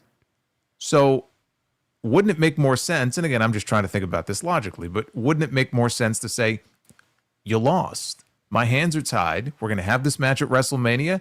You can get your rematch after WrestleMania. Now, Io Sky came out on TV last night and said, I don't care. I'll face them both. Yes. You could have simply used that. Now, Bianca would have, pissed and moaned because rightfully she earned the shot. So I understand why they're doing what they're doing because they need a reason to turn this into a triple threat. But I'm just looking at this. Adam Pearce looks like he needs 5 drinks on this show every week. Okay, every week he looks like he's one step away from a psychotic break. Why would he make Bianca Belair the special referee for such an important match, a match that has WrestleMania implications? A woman who she herself told him, I've never been a referee before. I don't know what I'm doing. And his response was, well, you've got a week to learn. What sense does it make to make her the referee for this match? If you're Adam Pearce, to make her the referee for this match? It makes no sense at all. Adam Pearce is just welcoming the drama himself and he's to blame for everything that's happening. That's exactly right. Bianca even said, too, you can get your rematch. You can get it after WrestleMania, and then you can wrestle the winner of me and Io. Well, that's the other thing. So I have to bring this up. Bianca Belair for the second week in a row got booed by one of these international crowds. Good. All this woman has done is come out and speak the truth. She came out last night and she said, wait a minute. I won the Elimination Chamber, not you. I went through the entire chamber and I won. I earned the right to go to WrestleMania and challenge for this title. So if you want your rematch, you can get it in 3 weeks after WrestleMania, after I win the title, and I'll give you your rematch. Yep. Rhea Ripley has done nothing but act like a spoiled brat. She comes out and everybody goes nuts for her. and Io gets cheered, Bianca gets booed. Why? It's a good question. I don't know. She's not saying anything wrong. Maybe the fans are looking at this situation and blaming Bianca for whatever's going on with Rhea Ripley. You know what? Then John Cena was right. The fans are the heels. Yes. Yeah. That's it. John Cena was right. He's absolutely right. The fans are horrible, terrible people, and they are the real heels here. It is a situation, I've been saying this for weeks. If you want to turn Bianca, which I hope that they eventually do, there is absolutely no more excuses. You turn John Cena, who nobody thought would eventually turn heel. He did. Bianca Belair. I mean, the gloves are off. Let's do it. If Cena can do it, Bianca can do it. I'm fine with that. I think Bianca would kill it as a heel. Yeah, me too. I'm just saying, as far as her getting booed now, logically, I'm sitting there going, second week in a row, and I'm like, what has she really done to deserve being the only woman in these segments to be booed when she's got a point with everything that she's saying? Adam Pearce is the fucking heel. He's the one fucking up here. He is. He's taking an inexperienced. You would be better off having Rick Knox in the ring be the referee for that match.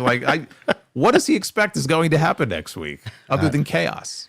I don't know. Somebody have a drink on ice for our guy Adam Pearce next week. El Grande Americano. I love El Grande Americano. He's a legend. You know that? A lucha legend. So I've heard. He wrestled Dragon Lee. Great match last night. I liked it. For a TV match, I thought it was very entertaining. Now, the thing is, Jason, the video package that they showed before this was excellent. I thought it was great. A lot of people, are bringing a political aspect into it because of where his country of origin is and his residence is, the Gulf of America, that people had a problem with that. I don't know why that's a problem, but keep that to yourselves. But the other thing is, this entire thing was AI generated, and a lot of people were picking it apart. Like the people in the clip had 6 fingers or 2 hands, or it was all AI generated. Nothing about it was real. It's like, did I realize it was AI generated when I was watching it? Sure, because none of it looked like Chad Gable, so I get it. But the thing is, the AI generated aspect of it, if there's one thing that you can complain about it, it's that. People were taking all of this negativity and just like, oh, this is silly for Chad Gable. This is awful. He deserves better. I'm like, guys, you've been watching this show for how many weeks now? And you knew that this was coming. Everything was leading to this. And now they're just picking it apart and just kind of blasting the entire thing. If there was one aspect of it, AI generation, in that context, I'm not a big fan of. I don't personally like that. I think it takes work away from the graphics artists and all that. And I get why people would be upset with it, but to now turn this negative onto Chad Gable when I think this is fucking, honestly, outside of Cody and John Cena and the story that they got going on, this, to me personally, this is the most entertaining part of WrestleMania with him in this silly fucking mask. I'm loving everything that's going on. I don't know what you thought about it, but I love it. I find it amusing. I think it's fine. I mean, we've had angles like this before in wrestling. Gable has a knack for being able to pull off, the silly stuff. I love the cinematic segment where he was walking the streets of Mexico a few weeks ago. Great. I thought maybe we'd get a series of those. We only got the one. So, I have no issue with it, and I'm happy that it looks like he should end up having a match on the WrestleMania card because last year he didn't get one. Yep. And at least this time there's a lot better chance that he will end up doing something on the WrestleMania card. And it may well be that remember I talked a few weeks ago, I said, it could be building to him showing up and throwing an open challenge out there for, the greatest luchador available to come on out and take your licks with Grande Americano, and that's how we get the debut of Rey Fenix. Because these tag team matches that I was wondering, maybe we get the New Day and Gable, or we get this or this.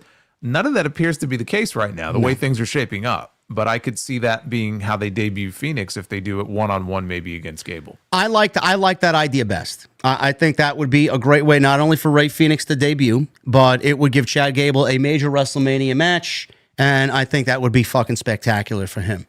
The thing is, with the New Day, you mentioned the New Day, they went to Adam Pearce last night and won a tag team title match. He said, no, you got to go out and earn it. They won a tag team title match against the War Raiders. I don't know who they're wrestling on Monday. I don't really care. But to put them in a heatless match with the War Raiders going into WrestleMania, I could not be bothered to fucking care. So if you're basing all of these ideas on best to worst, that idea, which we talked about as well last week, we brought it up again here this week.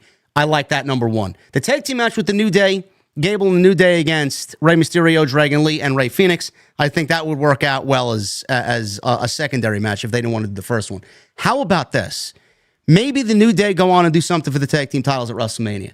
Maybe we don't get a Chad Gable versus Rey Fenix match, but what about Chad Gable as El Grande Americano against Rey Mysterio in a mask versus mask match, being that they're making a big deal about, well, that's not Chad Gable, that's not me. That's Grande Americano, two different people.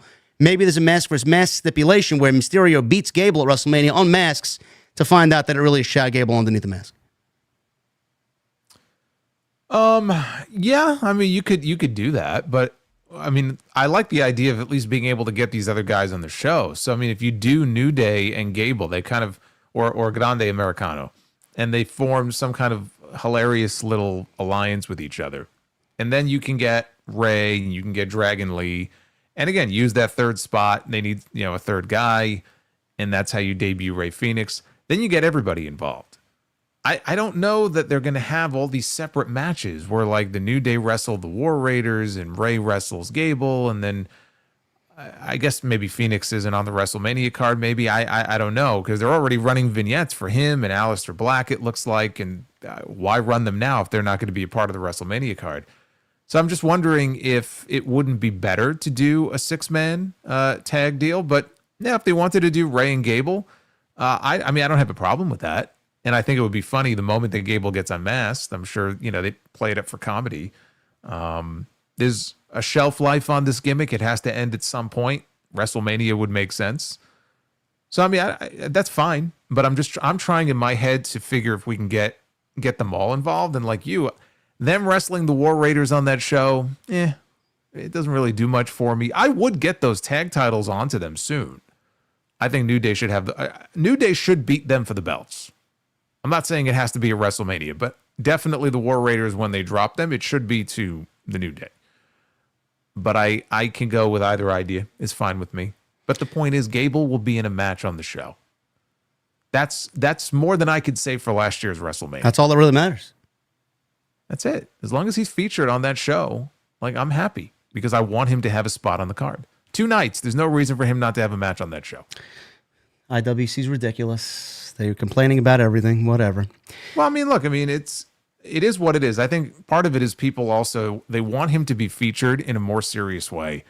And what I would say to that is all the people who are holding their breath and waiting for that big Chad Gable push where he's going to be, either wrestling for a world championship or the Intercontinental title or the US title, you got to stop. Like, if it was going to happen, it would have happened by now.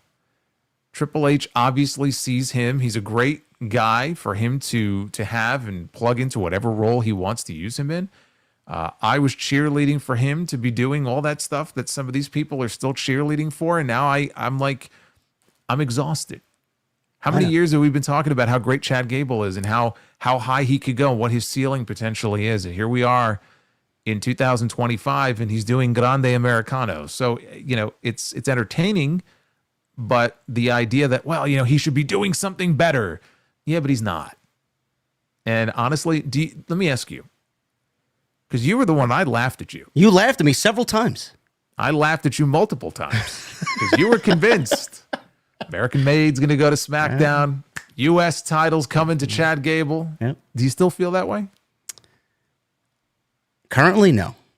Do I want it to happen? That's two different things. Yes, I didn't ask you that. I asked you, do I see? No, it is going to happen? I do not. Oh, I rest my case. No. But it is year 1 out of a 5-year contract, though. Is that what he signed? I believe so, yeah. Well, no, wouldn't this be year 2? Is it? Whatever. Year 1, year 2, yeah. I mean, all right. He's got half more to go. I'm not saying he'll never win the U.S. title, but like people were talking about it, like, okay, especially now with American Made and I mean, I don't even want to get into that whole thing with American Made and where they could have taken that, but who's laughing now? I guess, yeah. This guy right here. Listen, some of the greatest in the history of the business have never won a world championship. Chad Gable can join them. We're not even talking about a world championship. I know. We're talking about the mid-card titles. I know. Yeah, you know how much I was like hoping that they would circle back when he was still a babyface, circle back around to the Gunther story. And he would have that great underdog moment. He would beat him and win the Intercontinental title, and his little girl's frown would get turned upside down, and never happened. Never happened. Never happened. Completely moved on. Like we are here. The last thing on the Raw itinerary here is Braun Breaker and Penta. Very good match. Lame finish, because I think the rumor was before the match actually took place earlier in the afternoon is that the speculation was, and I think this is according to WrestleVotes, Braun Breaker, Penta, Dominic Mysterio, and Finn Balor in a fatal four-way for the Intercontinental Championship. I was kind of keeping my fingers crossed and hoping, Jason, that this wouldn't be the case. Clearly, it's the direction following the end of the match on Monday night. I'm not a big fan of it, but honestly, I'm trying to convince myself of this is probably best, even though it is lazy and we already have a lot of multi-person matches at this show, potentially. It's probably best to put all four of these guys in the situation, being that it's played out on television the way that we've seen it play out. Because I'd much rather this than a one-on-one match with Dominic and Balor. And I think that would just be lame, and there'd be no heat to that. So put them in this, Penta, Braun Breaker, fatal four-way. Trying to warm myself up to it, and I eventually think that I will agree that this is probably the best decision for all four guys. I mean, as things stand, it's what I would do. You know, it just makes sense. And I think there's a definite chance Penta walks out with that championship without pinning Braun Breaker. Yep. So I could see him losing the title, but not really losing the match. And then whatever's going to happen with Balor and Dominic, you know, the Judgment Day, it's barely got a pulse. You know, it feels like this faction finally is on death's door. And we've talked about they're going to add a new member, maybe JD McDonough. We don't know when he might be back. Dominic's been pitching for a new member. Balor keeps saying no and turning him down. I'm wondering, do we even need the Judgment Day to continue on at this point? Or would it not just be better for Dom and Liv and like all these people to just kind of go their separate ways and do their own thing? Because it's on life support. Like, we know this version of the Judgment Day is inferior to the original version. We know that. Yeah. But like, it's like they're limping along week to week. And I'm like, what is the end goal for this? If the end goal is for the faction to implode, that's fine. But like, I don't know where else you go with it at this point. Like they've squeezed almost everything they can out of this. And I feel like it's time to move on soon. Yeah, I agree. I have no feeling. As soon as they changed the theme music, I was like, I'm over this. Forget about it. It's all over. But as far as Penta winning, I agree. I feel like him being in that situation is actually a refreshing thought, because he got there by winning matches, and he just didn't get placed there because he was, all right, he's the cool thing in town now. He actually won a string of matches. He can call himself the number one contender. So I guess that's a positive to look at. But as far as Braun Breaker losing the IC title, I think he's had a less than reign. I love Braun Breaker. I know you do as well. I haven't really seen him do much with that IC title. I feel like there was a nice stretch where he just wasn't featured on the show in the beginning portion of the year. And if Jay's going to win the WWE World Heavyweight Championship at WrestleMania, which I think is, you know, the common feeling amongst a lot of people, if he walks out of WrestleMania, I'm already starting to get the wheels moving in my head. Who does he drop that title to? Because I don't really see a long reign for him. If Braun Breaker loses the IC title, I could see Braun Breaker taking that, revisiting that little mini feud that they had for the IC title, but this time for the World Heavyweight title. And Braun Breaker beats Jey Uso when the time is right for that World Heavyweight title.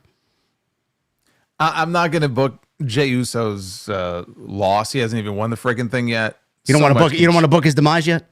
Not yet. Not yet. Because who even knows, like, who's going to be, you know, a heel or a babyface, or they might have new additions to the roster at that point. I don't even, I'm just trying to, like, keep my head wrapped around WrestleMania. I'm not even thinking that far ahead yet. Taking the title, you're already booking the title off of poor Jey Uso, and he hasn't even won the championship yet. Yeah, see, this is what he's talking about. People doubting him. He's talking about you, JD. He's calling you out. I know. I'm sorry. It's what we do, man. You're always thinking about what's next before we get to WrestleMania. So that was Monday night. That was Friday night. Little news and notes here. Sami Zayn's absence. Fightful is saying that Sami Zayn has requested time off from the company. So he probably, all the rumors were, Sami Zayn and Karrion Kross at WrestleMania. He may eventually cross that bridge when he gets back, but it won't be at WrestleMania. So Sami Zayn requested time off. They wrote him off television with the Lights Out match at the Elimination Chamber with Kevin Owens. And that's exactly where Sami Zayn is. So expect him back on television after WrestleMania. And I believe what was the other news and note that I had here? Oh, yeah, look at this one. I don't know if you talked about this on the sound off. Vince McMahon reportedly changed result of WrestleMania 39 match. Fightful learned that originally Balor was scheduled to defeat Edge at WrestleMania in 2023. However, Vince McMahon wanted Edge then, to pick up the victory despite Edge pushing to put over Finn Balor. This was a match that featured the demon version of Balor to help culminate a feud with the Judgment Day, which Cope had created. Currently, the industry sources have claimed that Balor was originally scheduled to win, but McMahon pushed for the change. We aren't even sure if the talent themselves were told of the original plan or shift, as usually that gets relayed the day of the show in WWE. A lot of people, Jason, including me, were taking a bunch of fire for pushing the narrative that Triple H wasn't in control completely at that point. And now here we are with a pretty solid news story here where Vince was very much in the weeds, as he said, dictating and deciding on match outcomes, as you all know, at WrestleMania and then the Raw after Mania, which was one of the worst shows in the history of the fucking business, that Raw following Mania. He blew up that entire show on purpose and then said, you know what, guys, fuck off, I'm out. I don't even want to talk about Vince. I'm just tickled at this. It's just so funny to me that so much of the discourse over the last few weeks has been like Cope Hogan and how Cope hasn't really put anybody over, right, in this AEW run. Or Mercedes Hogan. I see all that too. But all of a sudden, this story just, from WrestleMania 39, we're heading into 41, and about how Cope, he wanted to lose to Balor, but, just it wasn't his call to make. It's like the timing is just. I know. I don't know. I didn't want to bring that up. I had that written here as well. It's like it's funny how everybody's like, Cope don't want to lose to Moxley. Moxley don't want to lose to Cope, and then here we have this story all of a sudden. Fascinating. It's just fascinating to me. So let's move on. Man. Where do you want to go, man? I got these. You want to talk with the Slammies? You care about that at all? No. Well, I already talked about it on my end. Let's do this. I don't want to go. There's 12 fucking categories. Yeah, fair. Let's just do this. We'll do one category because this was the toughest. Okay, so for those who don't know, they're bringing back the Slammy Awards. They had it last year. It was streaming on all their social channels. It's the Fan Choice Awards. Okay, 2025 Slammies, and there's 12 categories. But the one category that I thought was the toughest to choose from was they have the Breakout Star of the Year. And so these are and you can vote right now on WWE.com. I don't know what the deadline is, but WrestleMania Sunday, they're going to have Kathy Kelly and Big E. So they're going to be hosting it across their social channels. I see everybody here. This is fucking tough. He's right. It is tough. So these are the nominees. Breakout Star of the Year: Braun Breaker, Lyra Valkyria, Penta, Oba Femi, Julia, Tiffany Stratton, Jacob Fatu, Chelsea Green, and Stephanie Vicaire. That's tough. All right, there's three that jump off the page. Braun Breaker's not one of them to me. Really? Yeah. The three that jumped out to me that I was kind of trying to decide between were Braun Breaker, Tiffany Stratton, and Jacob Fatu. Really? I'm going Oba Femi, Jacob Fatu, and Stephanie Vicaire. Okay, well, ultimately I decided on Jacob Fatu. Okay. And the reason I decided on Jacob, because to me, it came down to Tiffany and Jacob. Because Tiffany, you go all the way back to the Elimination Chamber last year, and she was still, relatively new to the main roster, and she was the most over woman in that match. Yeah. She was already breaking out, and she had just gotten called up. Then she won Money in the Bank. Then she became Women's World Champion. And so you can make the argument for her. I look at Jacob Fatu, though, compared to Braun, and compared to her and a lot of these other people, the one big difference, he came out of nowhere. He didn't come up through NXT. Braun Breaker, when he was in NXT, he was the NXT champion. You knew when he hit the main roster, he was going to be a big deal. Tiffany Stratton, NXT Women's Champion, right? She was already well on her way and super popular, and you knew she's going to be a big deal when she hits the main roster.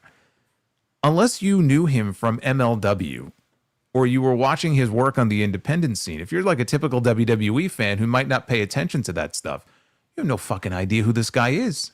And his first night in, he laid out Cody Rhodes and Randy Orton and Kevin Owens. And he hasn't won any championships yet, although I guess he technically held the tag title for a while.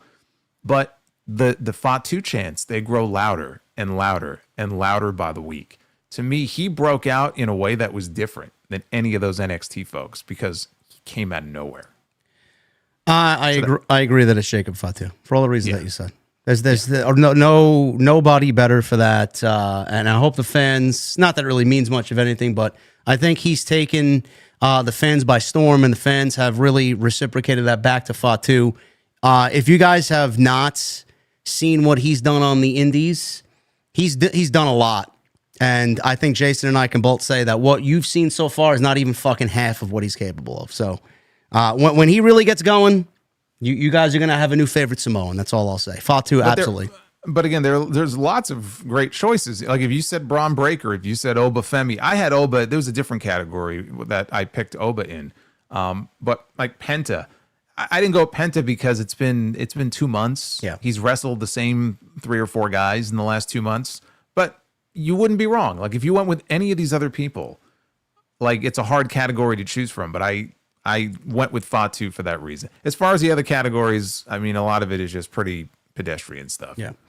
It's a good one. So that is WrestleMania weekend, and they are bringing that back for Las Vegas. So keep an eye on that. I think it may be on the socials, correct? They're going to announce it all out? It'll be on, I guess, YouTube and X and IG and all of their social. I don't know if it'll be on Peacock as well, but I guess it'll be that morning before WrestleMania night too. There you go.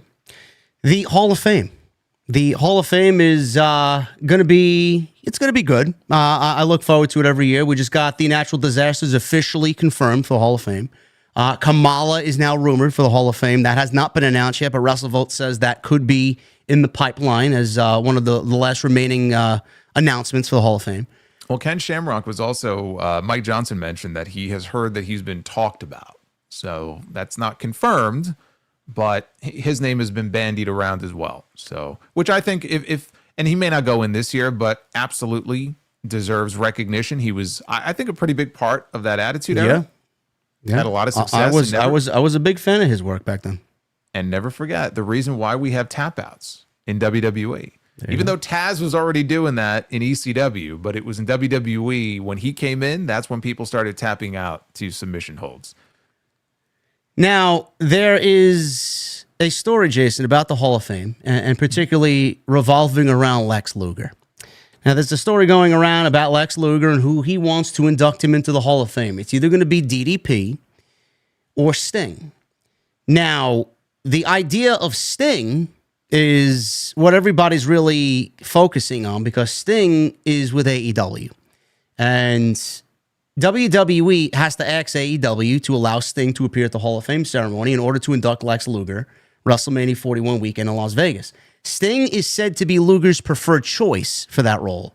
And Sting is already scheduled to be in Vegas anyway at that time. So it would be an easy choice if they want to go Sting. I'm sure DDP is going to be there as well, but Sting is the preferred choice for Luger. There's a lot of discussion about whether Tony Khan should allow this to happen. Now, obviously, you got your portion of the fan base saying that Tony shouldn't, bend the knee for WWE and allow Sting to do the induction for Lex Luger because of how Triple H and WWE and Nick Khan have treated Tony Khan and, thrown their weight around, whether it's scheduling and booking shows on the same night that AEW's got shows and the offhand comments that are made and so on and so forth. You guys know all the drama that's caused on social media with the tribalism. Obviously, to me, we've said this, I've said this, Jason said this. Tony is a fan of professional wrestling. And no matter what you think of Tony Khan as the booker and the guy behind AEW Dynamite and what he does on the show, at the end of the day, Tony loves professional wrestling. Tony would never, in my honest opinion and genuine opinion, would never take this away from someone like Luger or Sting. If Tony is going to be asked to allow Sting, I do think it's going to be a yes. I don't know why it would be a no, Jason, because in my honest opinion, I don't know what this has to do with WWE's business. You can look at the Hall of Fame however you want. It's fucking a farce. They don't have an actual real Hall of Fame. It's nothing more than WWE selling tickets and it piggybacks off WrestleMania weekend, whatever you may think of it. It doesn't really have a direct effect on WWE business. It's not going to affect AEW's business to allow Sting. It's not going to affect WWE's business if Tony says no. It will directly affect Lex Luger. He only gets one of these. And if Tony says no, I think that would be terrible. So I do think Tony is going to say yes, and I do think Tony should say yes to Lex Luger. I think this was leaked strategically because you make it very clear that WWE, as the report says, I think it was from Fightful, that they have made efforts to try to get Sting. And now what happens is the ball's in Tony Khan's court. So if Tony ends up saying no for whatever reason, it makes him look like the bad guy. Because that's all people have been talking about all week on social media. Oh, WWE's trying to get Sting. What's Tony going to do, right? So now he's almost in a no-win situation. As a fan, I hope that he allows it to happen. There really is no reason for it not to happen. Sting is not an active wrestler anymore. I know he's under sort of a Legends-type deal with them, and he's still under contract. But he's going to be in Vegas that weekend. He's not an active performer. He has this relationship with Luger that goes back really to the time that Luger started in the NWA or near the beginning of his career. They have been linked. DDP would be fine. I think DDP obviously is working with Luger lately, and they've been friends for many years. Sting is the guy. Sting is the guy that makes the most sense to do this induction. And I don't want there, because of some petty, tit for tat, whichever side you think is pettier, right? There's been a lot of bullshit like that that's gone back and forth.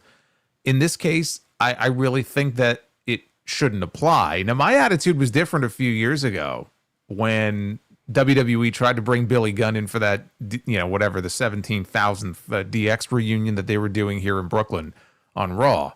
They were getting the band back together. They wanted Billy Gunn, and they thought they had him. Like, they were in discussions and conversations, and supposedly all Tony Khan at the time asked for was that he be acknowledged on television as an AEW star because he was on the AEW roster. And evidently they were open to doing it, and something happened at the last minute, and WWE said, you know what? We're not going to do it. Couldn't even bring themselves to acknowledge him on television as an AEW star. The whole thing fell apart. And my attitude at the time was, Tony never should have agreed to that in the first place. Is that what Triple H called him, a pissant company? Well, that's earlier. That was because Billy was at the Hall of Fame when DX went in. And that's when Triple H made the comment that, you work for some pissant company. So that was, I want to say that was it might have been 2020. I don't know what year that was. I'm looking at it now, 2019. Oh, it was 2019. Yeah. Okay, so that was the first year of AEW. Yeah. This DX reunion thing was like maybe 3 years ago. And so, he was burned by that years before. But even more than that, that was right around the time, maybe it was right after Brawl Out, and Tony went off. I mean, the infamous scrum. But he went off about how he thought the WWE was trying to fuck him by, booking events on Labor Day weekend to compete against his. He thought there was contract tampering going on.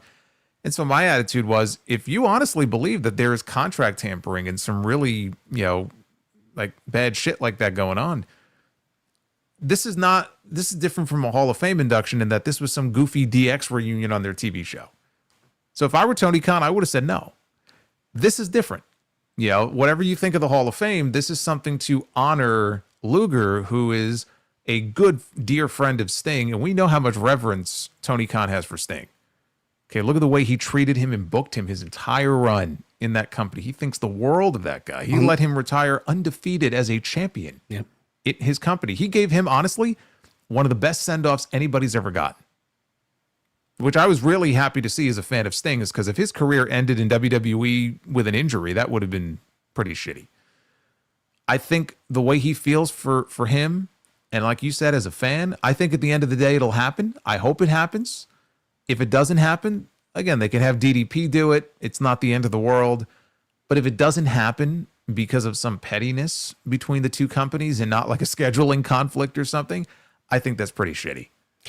Now, the whole aspect of that Billy Gunn story that you just said, where he did call, Triple H did take a shot at AEW in 2019, calling him a pissant company. Do you think, I don't think this is going to be the case, but I got to ask the question anyway. Do you think if Sting is on camera at the Hall of Fame this year to induct Luger, that would a comment along those lines be said? Probably not. I don't want to see Tony say yes again and then look like a fool for doing so. You know what I mean? Well, a comment said by who? I mean, I don't know. Triple H was being inducted that night. He'll be a little bit busy, I think. Yeah. But no, I mean that would cast such a dark cloud over what is supposed to be, a respectful event. I think it would be such a slap in the face to Luger and Sting, because Sting's not going to say that.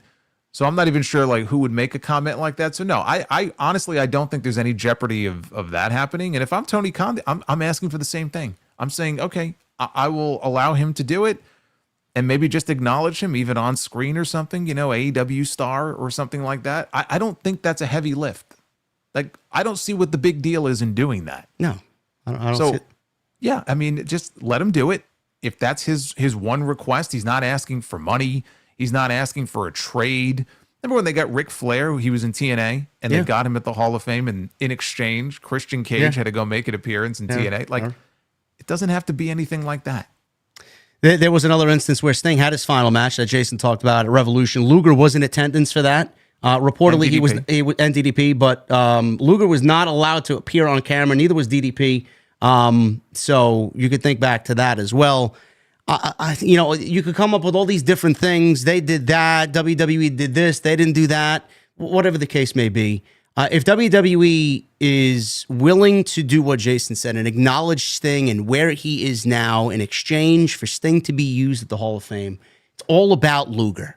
It's not about AEW. It's not about WWE. It's all about Luger and his night. That is his night, and he's worked to get to where he is now, to walk up to that stage, and he wants to share that with everybody. It's all about him. So hopefully something comes as far as a resolution. But I know this has been a big talking point in the community, and I hope it does go off well. And like I said, I firmly believe Tony's going to say yes. He should say yes. There's no reason why he shouldn't. Yeah, I hope so. Tony was also in the news for that was a story about Lex Luger, and we all think Tony's going to say yes to that. But this doesn't really paint Tony in a good light. This next story, Tony has been taking victory laps on social media as far as Dynamite and their standing on Warner Brothers Discovery. Dynamite is prepared to surpass WCW Nitro in total episodes, and Tony has already made it known all this past weekend, that is going to be the case.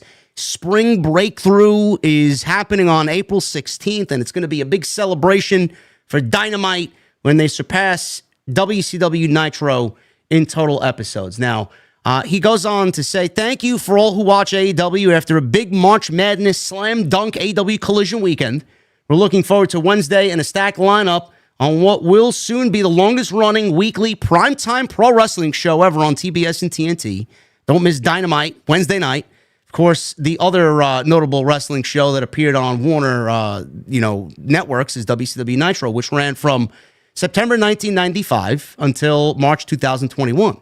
And that is when the Monday Night Wars ended, with WCW obviously being bought out by WWE. Now, the thing is, Jason, Nitro ran for a total of 288 episodes. And that week's, I don't know where that show's taking place. I think it's Boston. They announced it to be Boston. This week's... Yeah. They're gonna be in Boston. I actually think it's a missed opportunity because they're doing it at the MGM Music Hall at Fenway.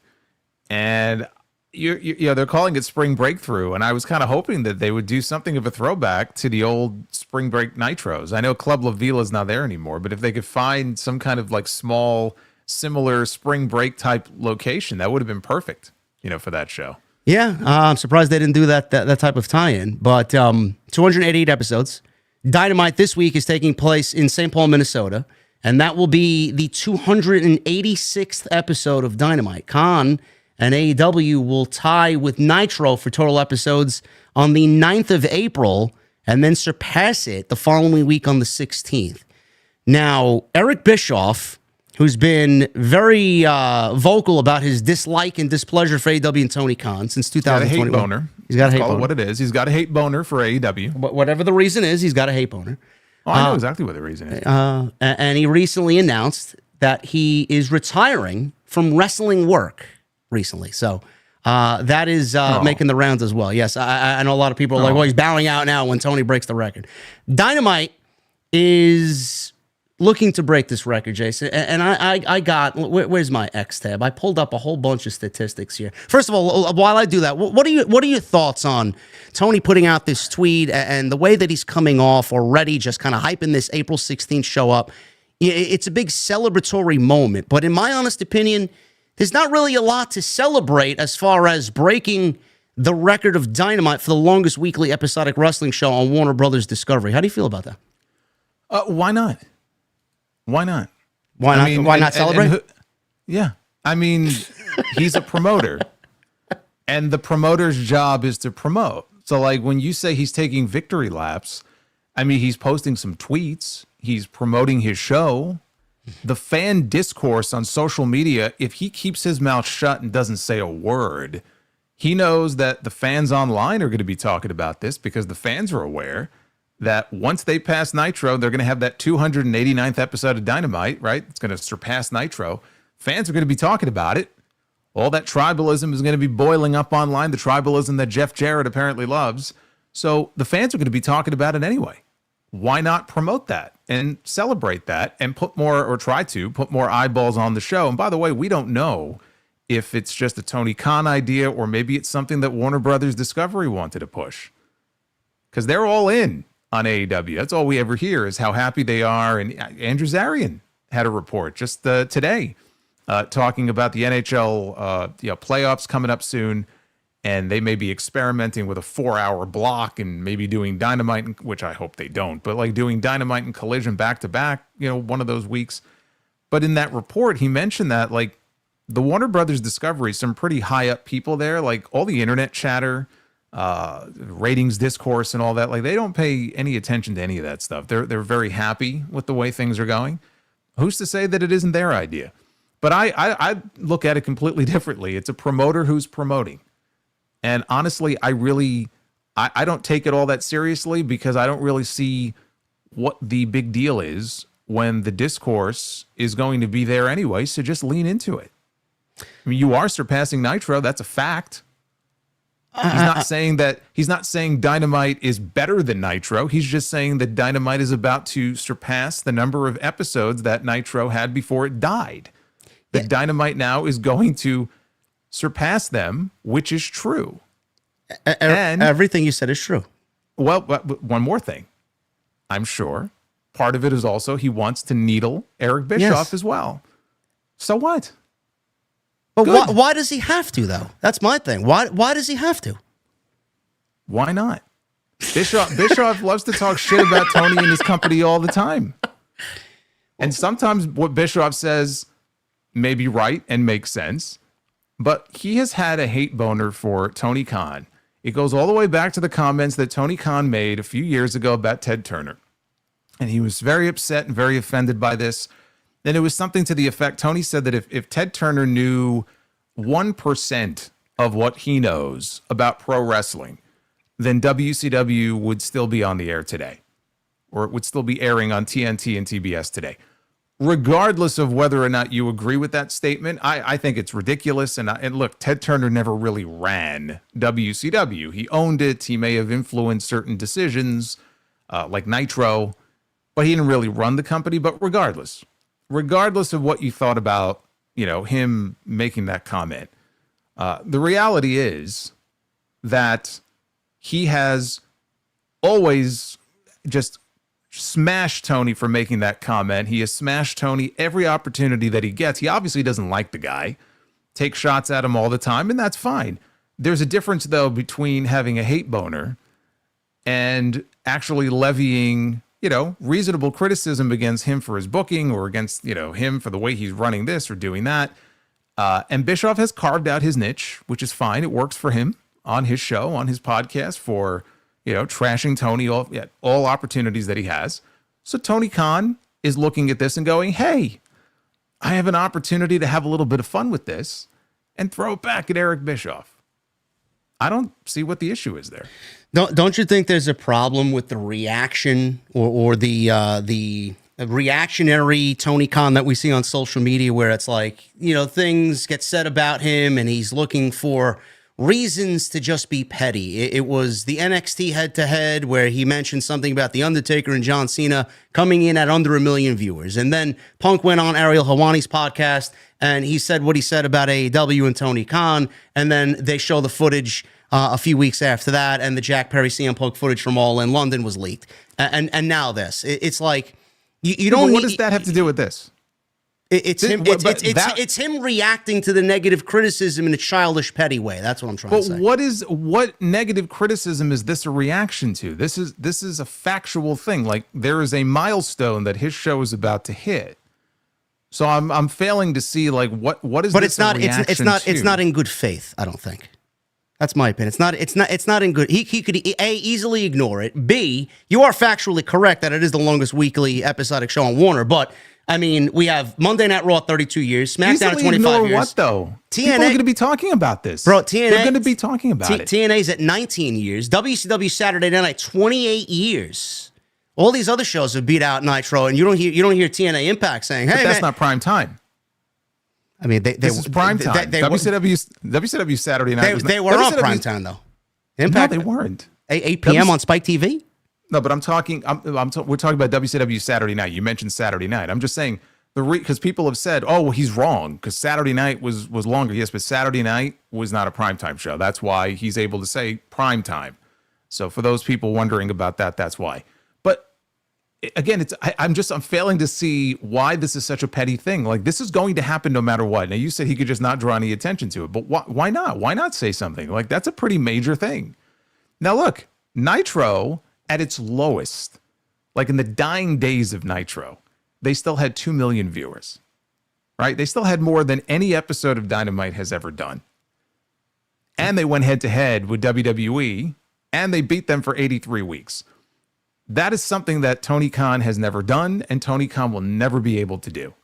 And Bischoff and Nitro, they will always have that. And I don't see anything where Tony Khan is saying that he's better than Bischoff and Nitro. He's not saying that. He's just saying that, you know what?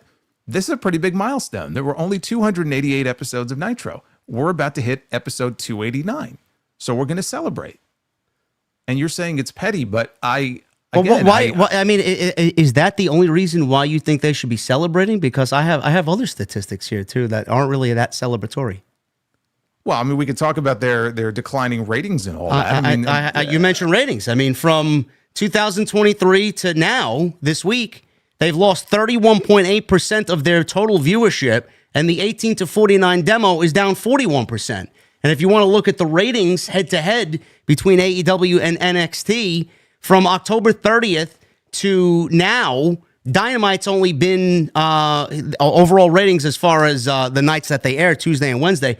Dynamite has only won 3 times against NXT. And right now, from the beginning of the year up until where we sit now, NXT is 20-2 against NXT in the ratings. So what is there to be celebratory about?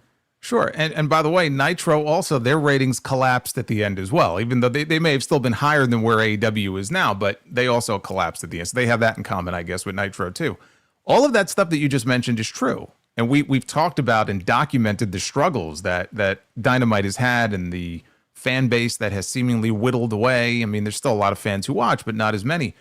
All that is true. But this is still a milestone achievement that they want to celebrate with this one episode. I don't know what they're going to do on that show other than just say that, hey, we just passed Nitro. I don't know if they're going to do anything special. That's why I said if you're going to have a spring break-in, or what are they calling it? Breakthrough? Breakthrough, yeah. Okay, if you're going to have a spring breakthrough episode, I kind of wish it was something outdoors and they would have some fun with it. And this venue that they're at is not any of that. But again, I fail to see what the big deal is here. And if he wants to needle Eric Bischoff a little bit, then that's fine with me. I mean, look, this is an Eric Bischoff who only a few months ago made a comment by saying that AEW is the place where careers go to die. Tell that to Swerve Strickland. Tell that to Tony Storm. Well, I mean, tell that to Ricochet. Tell that to Mariah May, who those are great whose contract may be up in a few months, and whether she leaves or stays, she's going to make a lot of money. We're going to talk about that, yeah. Right. Okay. But this is what we're dealing with here. Those are very, very rare examples, though. I mean, he's not really wrong in that assessment, though. Overall. I just named like 5 different people to you. I know, but there's a roster of 1,000 over there. Right. He also shit on Will Ospreay too, by the way. Well, he's an idiot. Ospreay's the best in the world. Okay. But I'm just saying, like, I just named like half a dozen different names. Yes, for every one of those guys, you can cite a Cope or someone who came over from WWE, and it's almost like they're in the twilight of their career. But I'm using that as an example just to show you of what we're dealing with here and why Tony may be like, yeah, you know what?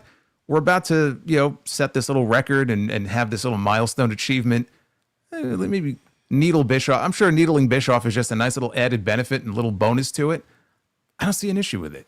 In the grand scheme of things, like, as I said before, people are going to be talking about this. You're going to have WWE fans and AEW fans going back and forth at each other's throats, about this whole Nitro comparison. All he's doing is saying, hey, we're on the Turner networks just like they were, and we're about to, surpass this show and set this record. And so we're going to celebrate on this one episode of Dynamite. And they may do a low rating that night. I don't know what they're going to do that night. But this idea that like he's taking victory laps and it's petty and it's a promoter promoting his show. And for all the times Tony Khan has been petty in the past, this doesn't bother me because I honestly don't see what the big deal is about this. You don't think it adds to the tribalism? How? What do you mean, how? To compare himself to a company that's been dead for 28 years? Eric Bischoff's on the WWE payroll. Of course, it's going to end up being WWE versus AEW. Look, Bischoff hosts a podcast called 83 Weeks. This was inevitable that at some point he was going to run out of shit to talk about. So, I mean, it's not that shocking. But no, I mean, the tribalism between WWE and AEW is just funny to me because we're talking about him passing a WCW record. I don't see what the big deal is. I think it's people blowing it up into something it isn't. You can pick on Tony Khan for any number of things, and he certainly has things that he needs to focus on as far as his product and creative, and we've talked about this already a million times. This right here, I have no issue with it. It's not a big deal. We'll see what he does on that April 16th show. I mean, hopefully they bring the heat, but now maybe if Tony Khan rides out to the ring on a Harley like Bischoff used to, then that would be petty. No, thank you. I mean, we're looking at another 83-week situation with NXT beating AEW Dynamite in the ratings. So you don't want to see Tony Khan ride to the ring on a Harley Davidson? I don't want to see Tony Khan on television. Stay in the back.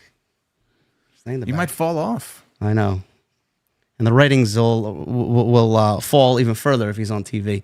I feel like Dynamite this past week was a lot better than what we got the last week before that. That was just a very offensive show. It was awful. This week we got a Jon Moxley and Adam Copeland street fight for the AEW World Championship that we haven't seen on television since Wrestle Dream in October. And the spot of the night, and the only thing that people were talking about coming out of that match, Jason, was the brutal Jon Moxley spot on Spike. That was something that could have went completely awry, and it would have mirrored a scene out of The Walking Dead. I thought I was watching Negan fucking takes Lucille to someone's face. That's what I thought. I thought I was going to see Spike just rip the flesh off of Jon Moxley's back. I'm like, please, hopefully this goes right, and thankfully it did.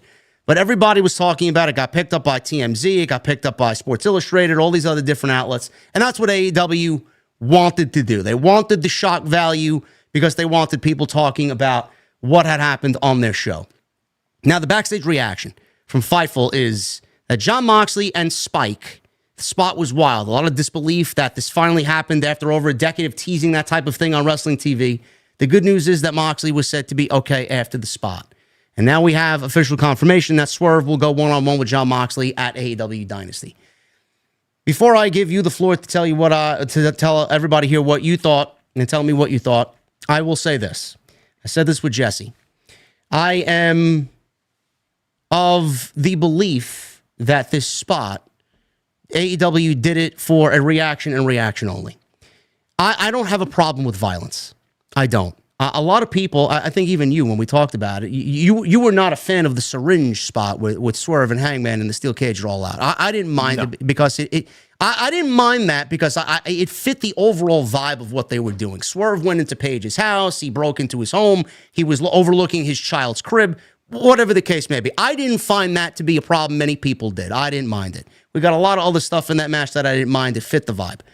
This, I feel like the whole feud is a fucking failure. Copeland and his chase after the Death Riders, I feel, is so incredibly forced. And after everything that we got at Revolution, they didn't do anything even remotely close to this because of everything else that we got at Revolution. Blood, buckets of blood with Tony and Mariah, Will Ospreay and Kyle Fletcher. I mean, there was just gore and violence and blood all over those two matches. So if Moxley and Cope did that at Revolution, it wouldn't have even been half of what we saw already on that night. And it wouldn't have been special because it just would have been another match that had buckets of blood in it. And it's a John Moxley, Adam Copeland, Death Rider match. Fine. So we get to this past Wednesday, and they're allowed to do it because they're in Oklahoma or Omaha, wherever they were. And they were not even the main event. They were on in the middle of the fucking show. And I feel like everything that they did was just for the simple reaction of, oh my God, shock and awe. Meanwhile, I argued with Jesse on Wednesday that if they did it in moderation, it would have come off a lot better. The fact that AEW needs to resort to this is the problem that I had. Like, nobody's talking about your stories. Nobody's talking about your promos and storytelling. People reacted because of the shock and awe, not because of the fucking emotion that you're putting into a story or storyline. John Cena was out there for 30 minutes 2 weeks ago for his first promo coming out of the Elimination Chamber, and he stood in the ring and look at the reaction that he got. I also cited that Kevin Owens and Sami Zayn didn't bleed at the Elimination Chamber, and they saved the blood for Cody and Cena at the end of the show because it would have been more impactful.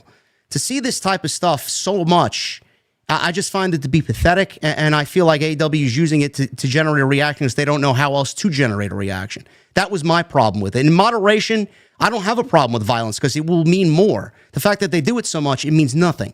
So that's my point, and that's the problem I had with it.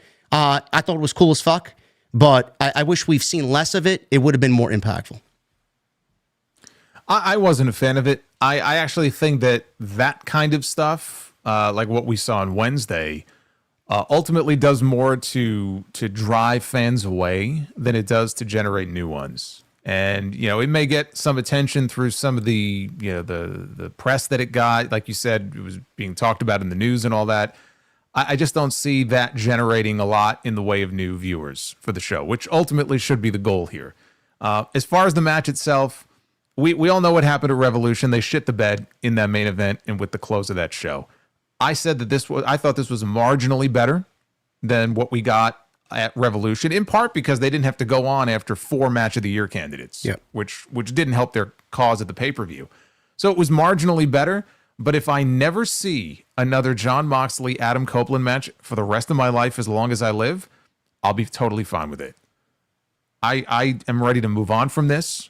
There's nothing in me that drives me to want to see them wrestle and work together again after the last 2 matches that we've seen. They put it on in the middle of the show, which some people were like, why would you put your championship match on in the middle of the show? Well, you saw the finish they did. That's why. You couldn't close that show. You'd basically be closing the show the same way you did at Revolution. So instead, they decided to close the show with Megan Bayne against Chris Statlander and Timeless Tony Storm cutting a promo on her. We got actually a good pull-apart brawl between Tony Storm and Megan Bayne. And so I had no issue with them doing it that way because if that was the finish they had planned, you couldn't close the show with that. So marginally better. That doesn't mean that it was really any good. I still wasn't a fan of it. The spot with the spikes and everything I thought was stupid. I know some people like that kind of shit. I'm okay with some hardcore stuff, and then they do something that just makes me shake my head and go, I'm not really a fan of it. So you thought it was cool. I thought it was stupid. But I'm glad that it's over, and I'm glad that we're going to get Moxley and Swerve one-on-one and not some triple threat match, which I was kind of fearing that maybe Copeland would be worked into it. Thankfully, that's not the case. But we had run-ins galore in this match. I lost track after a while of how many people ran in and interfered in this match. So we had Claudio. We had Pac, we had Marina Shafir, we had FTR, we had Willow Nightingale, we had Kip Sabian, we had Nick Wayne. Wheeler Yuta. Am I missing? Oh my God, yes, of course. Wheeler fucking Yuta. How could I forget about him? He was the first one. He was the first one. How can we forget Wheeler Yuta? Yeah, right. How can we forget him? So it was ridiculous. I mean, it's just completely ridiculous. And as far as the post-match, Dax Harwood refusing to shake hands with Cope, walking out. Cash Wheeler even shocked by what his partner did there. my first thought was this is the very early beginnings here of how they get to FTR against Cope and Christian in Texas at All In. Yeah. I think that's the destination here. I think Cope and Christian reuniting is something everybody figured would happen at some point. But that just feels to me, if you're looking for a big match to do on that show, in that stadium, that's the match to do. And that gives them a few months, because right now it's like, how the fuck are you going to get Cope and Christian back on the same page? Christian and his crew just cost this man the world championship twice. It's going to take a few months to imagine the two of them fighting together on the same side. But I do think that's where we're going with this. The only question is, does that mean FTR turns heel? Yes. Do they have to turn heel? Are they going to turn heel? I think ultimately they will. But that's where I think that's going. And that's fine. They're going to tell that, hopefully, they're going to tell that long-term story going into Texas. And so that's fine. I have no issue with that. As long as we move on from Cope, going after the title. Excalibur's like, is this the last time? Was that the last bite at the apple for Cope? I hope so. Yeah, I don't know what the whole deal is with Dax. Apparently, he has been showing a little bit more of an attitude on Collision. I don't understand them taking a break and then going back to something, taking a long extended break and then going back to something. These guys were feuding with Undisputed Kingdom for several weeks over on Collision, and now they are back on Dynamite helping Cope. Where the fuck were you going into the pay-per-view? They were nowhere to be found. Jay White was back and Cope up. Now they're back. It's like, I just wish that they would play these things out consecutively on fucking Dynamite where I don't have to go watch Collision. Like, he had nothing to do with Cope for so many weeks, and now he's back helping Cope. That's one problem I didn't like about it. So, but they're friends, though. I mean, I know that. I'm talking about Dax. Yeah. Okay, but they established a long time ago that those guys they're tight. They're like I understand that, but like, why? Where did he go, and why did he abandon him for Jay White to go and help him, and Dax was not? Like, where did he go? Shouldn't you be by his side all these weeks? Oh, that would make sense, because going into that match in Australia, it's like that the Death Riders, I don't know how many members Cope may have taken out at that point, but like they always have strength in numbers. So I agree. I mean, it would have made sense for them to watch their friends back. I don't disagree with you on that. Yeah, and then you got the patriarchy aspect where Nick Wayne was belittled by Christian Cage a week ago, and Nick Wayne said to Christian comically said, I look to cash in this contract against Adam Copeland. Meanwhile, he didn't realize that he cashed it in to make it a triple threat match. Why would you cash it in thinking that you were going to get a one-on-one match with Adam Copeland when he wasn't even the fucking champion? And then Nick Wayne says, you let us down, you let the family down, you're a failure. He got in Nick Wayne's face. And Nick Wayne was out there last week, and he, I guess, may have acted on behalf of Christian. We don't know. Hopefully we find some resolution to that this week. Maybe he was out there to try and prove his father, quote unquote, that he's here to do business, and he wanted to do one right by his father. And he was out there interjecting himself in the title match. But the thing is, Jason, I brought up to Jesse on Wednesday, if you're going to do a split of the patriarchy and move Christian on with Cope and end the patriarchy, where is the benefit here in Kip Sabian and Nick Wayne? Because they didn't even bother to tell any of this tension for months between Christian and Nick Wayne, to a point where we get to the inevitable split. Nick Wayne looks like a baby face, and he's going to come out of it looking better. It's almost as if they started it, left out the entire middle of the sandwich, and then put out the other piece of bread, and they left out whatever was in the middle. Like, how am I supposed to be sympathetic to Nick Wayne when you didn't tell me the struggle that he's been going through with Christian Cage for months, only to then break them up because you want to move Cope on with Christian Cage? I don't get it. Well, I mean, I don't know. I don't know how sympathetic we're supposed to be to Nick Wayne. Nick Wayne is still going out there interfering and fucking over the baby faces. So it could be that we will get to a point where the idea is that you feel sympathy for him if Christian attacks him or kicks him out of the patriarchy. I mean, ultimately, I think that's the goal, for him to break away and go babyface again. So I think right now what they're doing is they, like that segment where they went face to face 2 weeks ago, whatever it was, where he called out Christian and said, well, if you would have stuck to the plan, maybe you would be the world champion right now.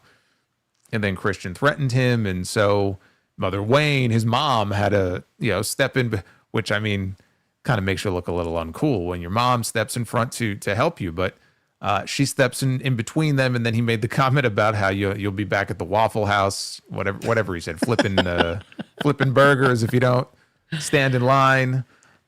So I look at it as the beginning of ultimately where they're going to go with them. and when they break away from the patriarchy, it's not even like a major story. You know what I mean? It's not like this is something that has been building for months and months. Like now, if they start to begin to tell the story of what will be Nick Wayne or maybe all the members of the patriarchy breaking away from Christian, I mean, that's fine. And maybe that's what it is. Maybe how we get Copeland and Christian back together is slowly but surely over the next few months, all the members of the patriarchy, they will fall to the wayside. They will leave Christian. Christian will be all alone. He will have nobody. And that is ultimately how, the two of them sort of reunite. He has to hit rock bottom. He loses all of his followers and all of his supporters. And so that's the story maybe they'll tell over the next 2 or 3 months. I hope it all works out because I feel like it needs to work itself out. I'm a fan of Cope. I'm a fan of Christian. I'd like to see them get back together and do some things together before they both retire. Match with FTR is perfect. If that's the case, maybe a match with the Hurt Syndicate, maybe a match with the Young Bucks when they return. I would like to see Cope versus Omega at some point before he retires. I mean, there's a lot I still want to see him do, but as soon as he came in, we all kind of figured that it was going to be them going one-on-one and them eventually getting back together and teaming up. So I hope it all works out for the best. I really do. Yeah, I mean, and as far as the rest of Dynamite, I mean, I didn't care much for the world title match, but I thought it was a better show than the week before. Definitely. We had that international 4-way. I thought that was fun. The finish was silly, but I thought the match itself was fun. I thought both women's matches were very good. So I probably liked the show more than you did, but outside of the world title match, I really didn't think it was a horrible show or anything like that. No, it wasn't. It wasn't. Nothing could be as bad as the week before. Both women matches were fine. Not really familiar with Billy Starks. I guess we could talk about Mercedes and where she's going now. That was in the news. Athena is obviously heading towards 1,000 days as Ring of Honor Women's World Champion. And now the rumor is a major match is being planned in AEW. According to Fightful, those that Fightful has spoken to, Jason, claim that Athena versus Mercedes is the plan, with some claiming it could happen as soon as Dynasty.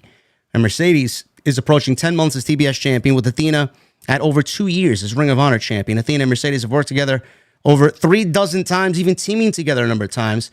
However, they have never had a one-on-one match. Athena won a triple threat involving Mercedes back in 2018, and the two haven't worked together in over 6 years. Now, the report is scary in one way and one way only, and that we come out of this with Billy Starks on Wednesday, and Dynasty's happening in 3 weeks.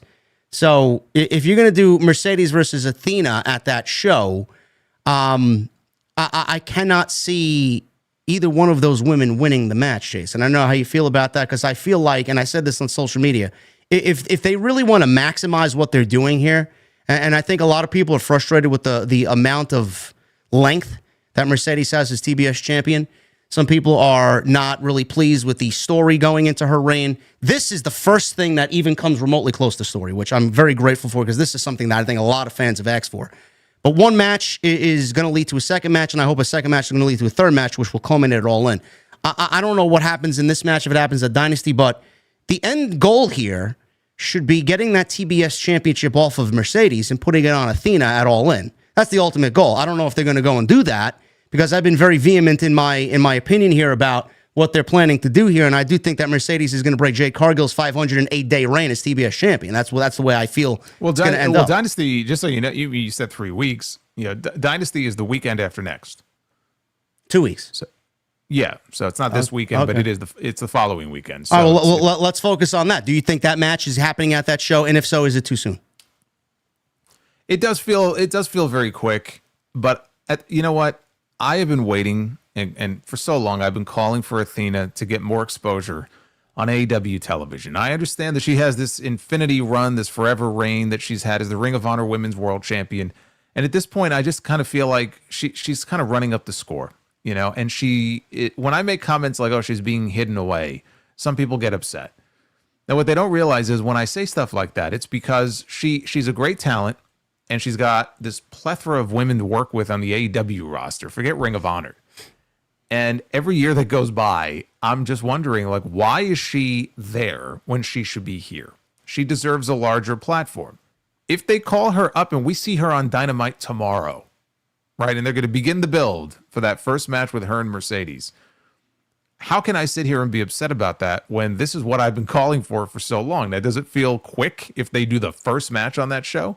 Yeah, it would feel pretty quick. But my guess would be we may get a trilogy out of it. And maybe they want to get the first match. Maybe we don't have a decisive winner. But they do the first match at Dynasty. They do the second match at Double or Nothing. They pay it off in Texas with an Athena win at All In. Maybe there's another aspect to this. Maybe the idea for All In, possible, that Tony wants to do Tony Storm and Mercedes for the women's world title. And so they feel like, well, we got to do this now because by Double or Nothing, we want to get that TBS title off Mercedes and get it onto Athena. That's also a possibility. So maybe there's a reason if we get that match in a week and a half, maybe there's a reason for it. Maybe it's like, oh, we got to start this now because we have other plans for Mercedes in Texas. I think that's a mistake, though. I think the match you do in Texas, or the final match, is Athena winning the championship in Texas. Yeah, no, I totally agree with that. That's what everybody wants. People are fearful that we're not going to get that, and we're going to get Mercedes 5 belts. That's what everybody's afraid of. Yeah, but I don't think they need to be afraid about that. I mean, there are people. How far away is she at this point from breaking Jade's record? She's coming up on a year with the TBS title. Now, I know that, but how many more days or months would it be? How far are we away from her breaking Jade's record? Like, Jade had what, 500 days? 508 days. Where is she now? Where is? So she's not even at 360. Let me. I'll look up. She's not even at 360 something days. Then is the TBS? She's not at 362 days yet. No. All right. So people are like, oh, they're not taking the title off her until she breaks Jade's record. I've never bought into that. I really haven't.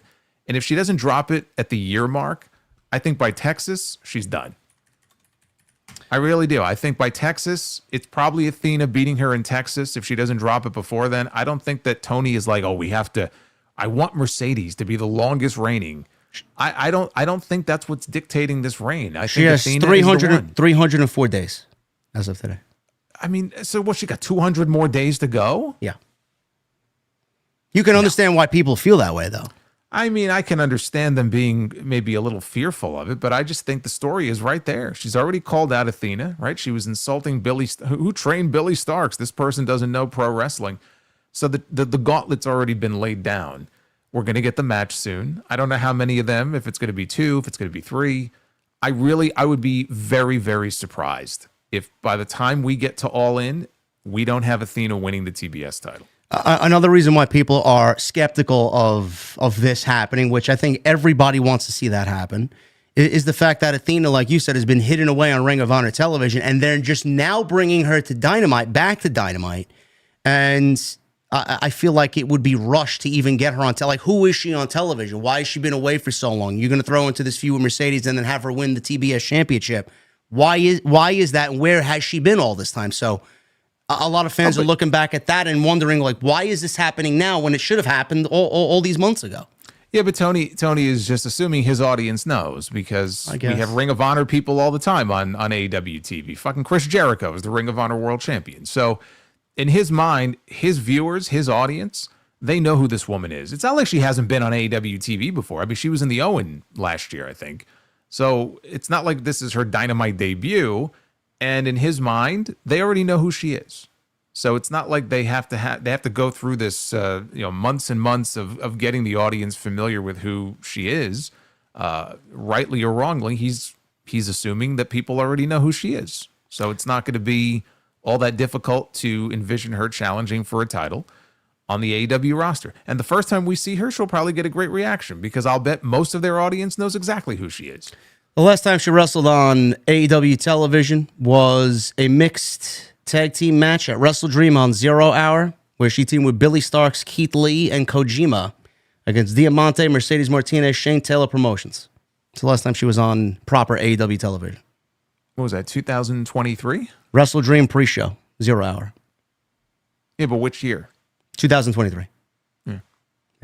You said Keith Lee. I said, wait. Hold on a second. That couldn't have been the most recent Wrestle Dream.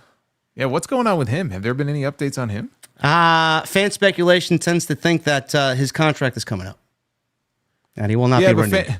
Fans always assume that someone's contract is coming up. So, I mean, that's not really much of an update. I hope he's doing well. Me too. I miss Keith Lee. Either way, we're excited for Athena and Mercedes and the prospect of it. 3 matches should be the case, and the title should go to Athena. Again, Jason tends to think that is the way. I think that's the way. I just have not brought myself to fully trust that is the decision going to be made. So we'll see what happens there. But speaking of contracts, we have one last story here before you get to your super chats. Mariah May. And Mariah has had an unbelievable run on AEW. Best women's storyline in the history of the company. One of the best women's matches, if not the best women's match in AEW women's history. And now, Jason, she may be a free agent. So Fightful is reporting that Mariah May is in a contract year. Specifically, those that we spoke to, says Sapp, in AEW believe that her deal is up in the summer. We've not learned if there is any option years attached to it, but one source in the company said that they would be shocked if there weren't, as a deal this short is uncharacteristic for the push that Mariah May got. We're told AEW is looking to retain her, obviously. Word of May's contract status has spread within AEW in recent weeks following her AEW world title loss to Tony Storm at Revolution. Fightful's reached out to Mariah and representatives, but they did not have comments.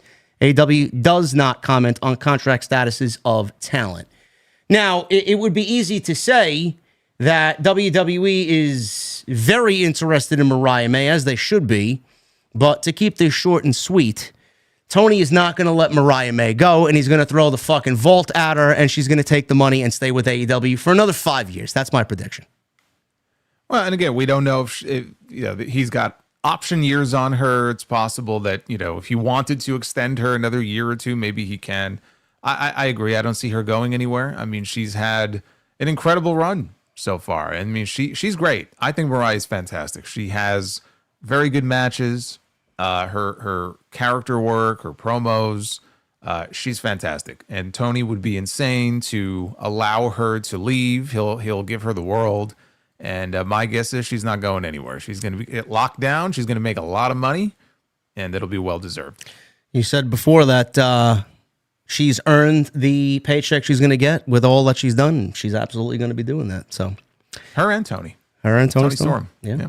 Yep. She's staying with AEW. I'm sure WWE will have interest. I wonder how much interest. That's the one thing I'm going to be paying attention to. How much are they going to throw at Mariah May? I would assume that they would love to have her services, but they're not going to throw anything at Mariah May if unless she allows her contract to expire and then hits the free agent market. True. So we don't know that any actual offer will be made, but we can certainly assume that there will be great interest on their part in wanting to do business with her. And look, if she came in, I mean, she would come in and she would fit right in there. I mean, wherever they want to put her, NXT, main roster, I mean, she would fit like a glove. I mean, she could work with any of those women. She would. She would fit great there. But in our opinion, she's staying with AEW. Yeah. But thank you guys for a great stream tonight. We're going to get into your super chats in just a little bit. And super chats are open and they will remain open until the end of the show. So get them on in. Please hit that thumbs up. We need another 100 likes for 1,000 likes. We had upwards of 3,000 people in here tonight. So thank you again, guys, for a great episode 88. And before I get to the super chats, I want to bring attention to one of my VIPs, Brian Finelli. I know Brian's in the chat. I seen him earlier in the stream. I want to give my thoughts and prayers, as does Jason, to his friend Michael, who has suffered a serious health setback, and he is undergoing surgery and hopefully going to be on the mend soon thereafter. So, Brian, you can pass the message along from me and Jason that we wish Michael nothing but the best, and we love him. He's a fan of TNT, and we hope for his speedy recovery, brother. So thank you very much. Absolutely. Oh, let's get into these super chats. Who do we got? First and foremost, you guys know the deal. Description. Go follow Jason on Twitter, on YouTube. What are you at now? 83,000 over there? 82,000? Well, no, we just passed 85. 85? Look at that. I'm sorry. Shortchanging this guy. Look at you, trying to downgrade. Oh, man, look at that. Go subscribe to this guy over there, man. He's fast approaching 100,000 over on the channel. Michael Krause with a 2. JD and Jason. Hope all is well. Thank you, Michael. Nate coming to us from Australia with a $10 super chat. I have a little conspiracy theory. I think the only reason they're teasing Athena is because TK just realized her deal is coming up soon, and he's giving her the Garcia trick to stay, and we'll call you up. Her deal must be coming up. So I'm telling you, man. Everyone, if you listen to every rumor on social media, everyone's contract is coming due. Oh my God, man! The first I'm hearing about Athena. I mean, I don't know if he got that from everybody in the IWC wants to be a lawyer or fucking, you know. You know what? You want to make some money, you should become an agent. Yeah. To represent a whole bunch of these people. Absolutely. M. Andrade with a $4.99. Despite the build-up being mostly lackluster, do you think WrestleMania will be a good show? I do. I don't know how many matches Triple H is going to give us on each night. We're probably looking at maybe 6. 6 each night? 7, maybe? Maybe 7. Yeah. Sidro with a $5 super chat. Was going to cook alligator, but realized I only had a crock pot. And my friend went to the airport and disguised himself as luggage. He got carried away. That one was better. Marginally better. Like Mox and Cope on Wednesday. Oh, man, Sidro. Tough audience here tonight. Indigo with a $5 super chat. Hey, JD Jason, tomorrow starts my final year of my 20s. You guys taught me so much over the years. I'm always proud to represent both. Much respect. Indigo, happy birthday, brother. Happy birthday, Indigo. So you and me have something in common. I'm in the final year of my 20s, too. So look at that. There you go. How about that? I am not. I wish I was. Let's see if people believe that. Let's see. Sidro with a $2 super chat. One thing that makes a good pizza joke, the delivery. Nah, that one didn't hit, bro. Tello Swayze with a 17 months. TK is just completely petty. Who cares about his A show surpassing Nitro? Also, God had a great day creating Stephanie Vaquer. Keep it real as always, guys. Yeah, Stephanie Vaquer is something, man. I'll tell you that. She's the best. She won both of her matches tonight. Did she? She did. I mean, I didn't expect otherwise. I don't understand why they have her doing separate matches. That's a little weird to me. Any pettiness coming from good old HBK there for Stephanie towards the way AEW's treating Mercedes? A little tit for tat? No. I think Shawn Michaels is sitting there and we got to get back. We got to hit back. We got to hit back in Mercedes. Who knows, man? He may be doing that. I don't know. No, in your mind he is. Michelle with a 5. What about Punk using his favor of Backlash due to what happens at WrestleMania? And if you have Cena beat Cody, what does Cody do after WrestleMania? Will a draft help SmackDown? We already have the transfer window. What do we need a draft for? I wouldn't be surprised if they do a draft. I don't want to see them do a draft, being that the draft shows are fucking awful. Punk is going to use his favor if he does at WrestleMania. And what does Cody do after WrestleMania if he retains? That's a good question. I mean, Randy, Drew McIntyre is another one. We don't know. We'll see. Sidro with a 5. My cell accidentally took 10-minute videos of my shoes. Was some good footage. Oh my God. This is fucking ridiculous. And then doctor says, I'll be delivering the baby. Dad says, I prefer the baby with a liver. What? That one went totally over my head. I don't know how. I don't know what that means, but I got more of a laugh out of his reaction than the actual joke. I'll be delivering the baby. Dad says, I prefer the baby with a liver. All right, I get it now. Now I get it. Delivered. Delivering the baby. Okay. Jesus. Good Lord. Jesus. Let me say this. When you have a joke and it takes 36 seconds to figure out the punchline, it's not the best joke. It's just not. He even said in the chat, read it again. Okay. Thank you, Sidro. I don't know, man. You're struggling tonight, bro.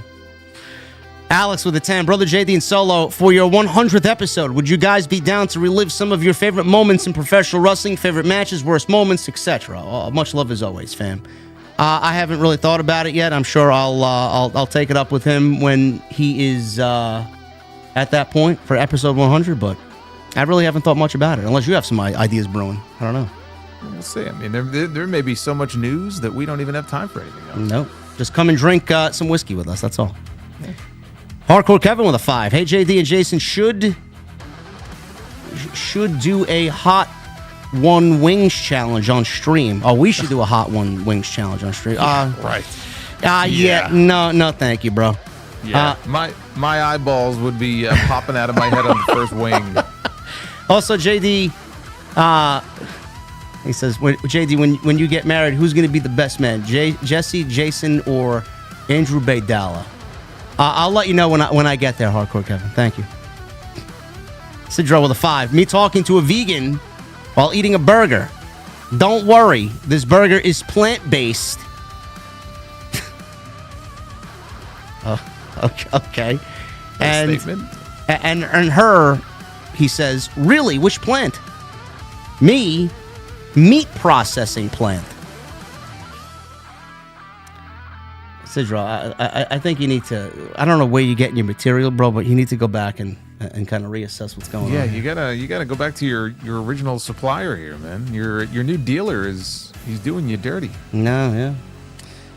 Leopoldo with a 5. You can't see Solo. Here's 5 on So We Can See with meh build. Is it wishful thinking that WWE has something huge up its sleeve before WrestleMania? There's got to be something, right? You would think. I would certainly hope so. Yeah. I mean, it's going to be pretty bad if they don't.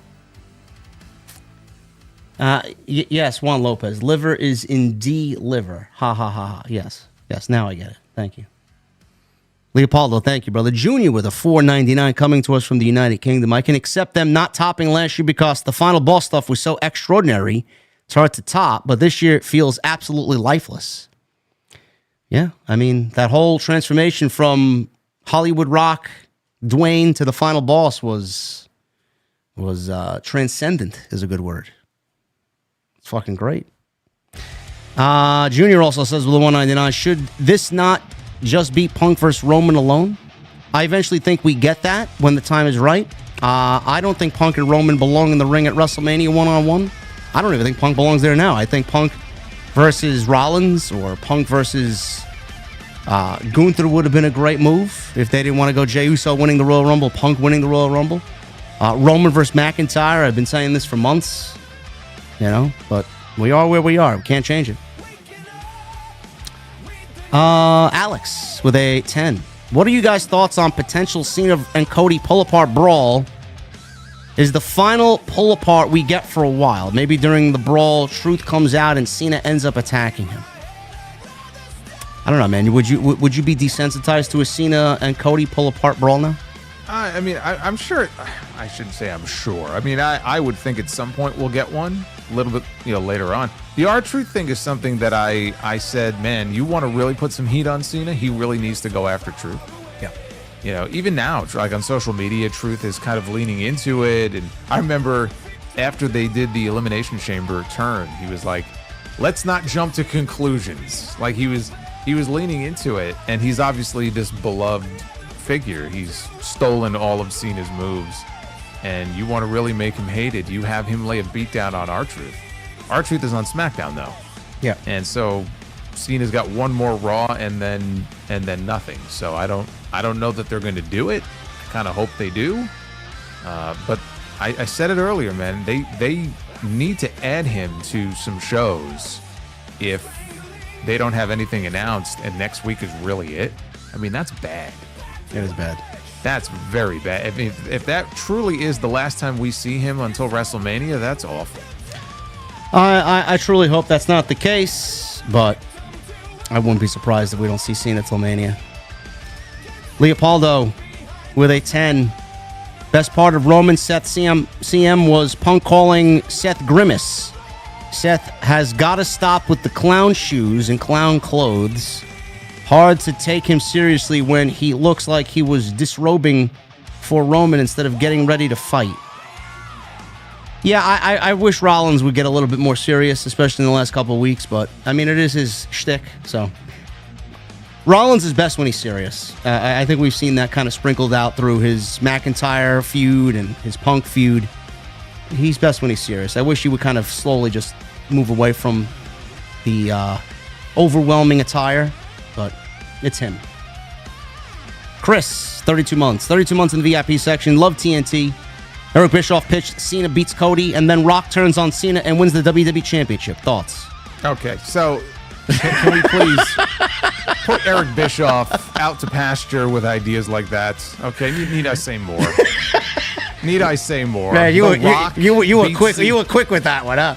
Thrice in a lifetime with The Rock winning the championship from John Cena. Yeah, I don't think so. Nah. No way, Chris. I don't want to see that. Leopoldo with a 2. Probably with New Day is simple. No biggie to keep it going. Well, I mean, they should have come to that realization after the fucking heel turn, if that was the case. They did nothing with them. They've lost a lot of steam. M. James with a 10. To me, the issue is relegating Cena to just one segment of show, which is a waste of Cena's appearances. Last year, The Rock was on more than once in some cases, and they should be doing that here with Cena.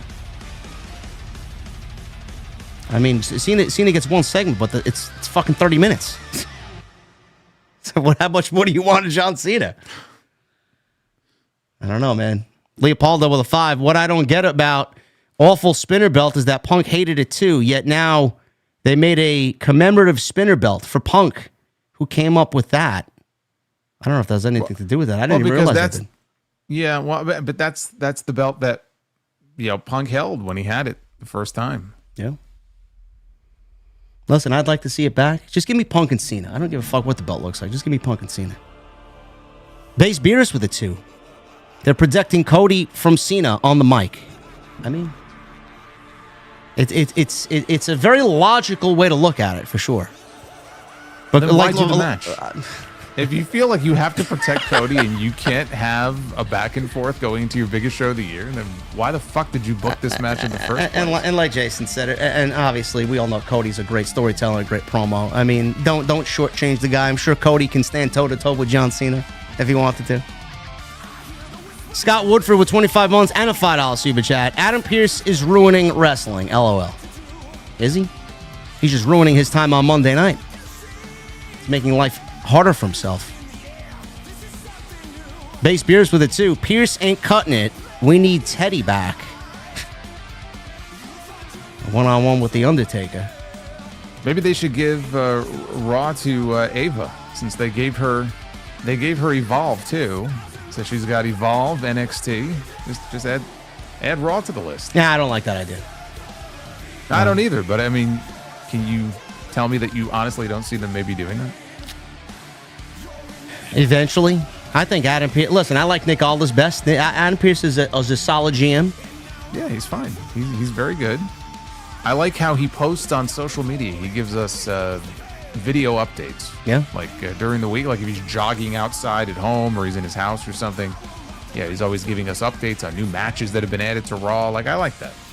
He actually asked today on social media, what does crashing out mean? Because people were saying he crashed out on Monday Night Raw last night. He didn't know the new slang today on social media. Well, I learned something new. What's that? I had a couple of people send me messages. Two totally different people. And we were talking about like the Cody and Cena stuff, and they're like, what did they say? I think they said like Cena, finna torch Cody. And I'm like, excuse me? Like, what? What did you just say? And then somebody else said that, and then I was like, wait a minute. And then I finally figured out what that means. I had no idea. You want to elaborate what finna means to me? Because I don't know what the fuck that means either. Well, it's like I'm going to do something. Ah, okay. Like if we're going to do this show tonight, and like we're doing the sound check, and you're like, all right, have a good show, man. I'm like, we're finna have a good show.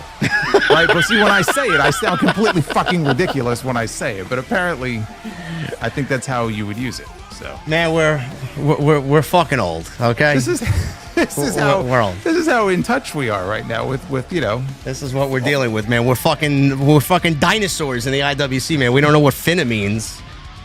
Jesus. Base Beerus with a 2. Gable is like Ziggler and Owen Hart, underused. He's underused or underutilized? I don't know. Underutilized. Yeah. Ziggler was great. Ziggler still is great. Or Nick Nemeth. Apex with a 199. Didn't KO say rematches weren't allowed anymore? That's what I thought. That's a good point. Yeah. Leopoldo with a 5. EO's been pie-faced how many times? How the F do you do that to her? Then she's made to look like a child when Pierce holds her back when trying to retaliate. Shaking my head. That's the story. EO feels like a third wheel. She's the champion. She doesn't want to be disrespected and feel like a third wheel. So she's going to get angry and say, you know what? Screw these two. I want them both. That's going to be their cop-out. Learning Tree Jericho, 8131 with the $20 super chat. Joey Janela's obsession with you needs to be studied. He's dating one of the most beautiful women in the industry and never talks about her. But takes every chance he gets to hop in your mentions. This guy is a fruit cup. Well, I will say this. Joey Janela reached out to me in DM, and apparently he checked on my mental health this past week after a lot of hate, and I appreciate that. That's all I'll say. Cornell Bryant with a $9.99. Spoiler, Punk is leaving Vegas with the title. Just go back and listen to Cena and Punk's promo on Raw. The clues are right there in your face, JD. Is he leaving WrestleMania with the title, Jason? Talking about Cena. Punk is leaving Vegas with the title, he says. Oh, Punk is leaving Vegas with the title? Yeah. No, unless this fine print in the contract on Friday ends up being something where the winner of the match gets added to the main event on night 2. Then I would look at that and go, there's a reason for that. Something has to be going on here. But I just don't see that happening, though. You want to add another multi-man match on top of the ones that were already speculated to get? That's what I mean. No, we have enough. Oh my God, can you imagine? We get 5 multi-man matches and then a 6th one out of nowhere? I can, because it's multi-mania, but I really don't want to see that. Julian Montez in the chat says, hey, JD, did you hear about Baron Corbin joining the Busted Open team on Sirius XM? Yeah, I'm waiting for Solid Monster and JD from NY's invitation. I think we'd be great over there. This guy's now full-time over here. He's got a lot of time now. That's right. Cornell, thank you, brother. Chaotic with a $9.99. JD Solo, I am as casual as a fan as can be. Did Triple H book like this in NXT? I know Bruce Pritchard and others are still there, but what is creative doing this Mania season? No, well, listen, Triple H wasn't the only mastermind behind Black and Gold. He had a lot of good people around him. But no, he didn't book like this in NXT. This is some of the worst Triple H stretch that we've have encountered. And Bruce Pritchard's still there. I don't know what his role is. I think he's like a creative advisor for sure. I don't know what he's pitching and what he's not pitching. Can't blame Bruce. I mean, Triple H is sitting in the Vince seat. You got to blame Triple H. The days of blaming Bruce are gone. Leopoldo with a 2. Flair buried Tiffany's chances for breakout of the year. I don't think so. What is it? What was one segment have to do with breakout star of the year? Gavin Deeth with a $10 super chat coming to us from Australia. Tony Khan is not petty enough. He should make it a double celebration, casually mention AEW Dynamite lasting longer than Smoky Mountain's entire existence, and go after Cornette as well. Jesus Christ. No, but see, the difference is he likes Cornette. Yeah, he listens to Cornette, Despite all the things that Cornette says about him, like he respects him, and I'm sure he's listening to his podcast every week. Yeah. Now, does he take the criticisms and change what's wrong with the show? No, he does not. I didn't say he agrees with him. I just said he respects him and listens to him and does what he wants to do. Because when you're a billionaire, you can do that. You can. Or maybe it's his thing. Maybe he likes to hear people shit on his show and then not change anything. I don't know. Lewis. We got a 1 and a 1. $2 super chat. Thank you, Lewis. Appreciate you. No message. Boss Mo Jackson with a $4.99. Anytime I watch AEW, I sing the lyrics. I don't even know why I try anymore. Good old Dr. Disrespect, yeah. Play it every Wednesday until they get better. The Locker Room with a $10 super chat. Unrelated to your stream, but wanted to say, proud of how amazing you've been doing, brother. You deserve all the success. Captain Paul. Thank you, Captain Paul. Appreciate you, bro. Hope you are well. Young Killer with a 1. No message. Thank you, Young Killer. And finally, we'll end with this. Learning Tree Jericho 8131 with a $5 super chat. We have him saying Swerve did an interview with Vlad TV and pretty much said that Family Dollar was 99% of the reason Hit Row got fired. Family Dollar. Color me shocked.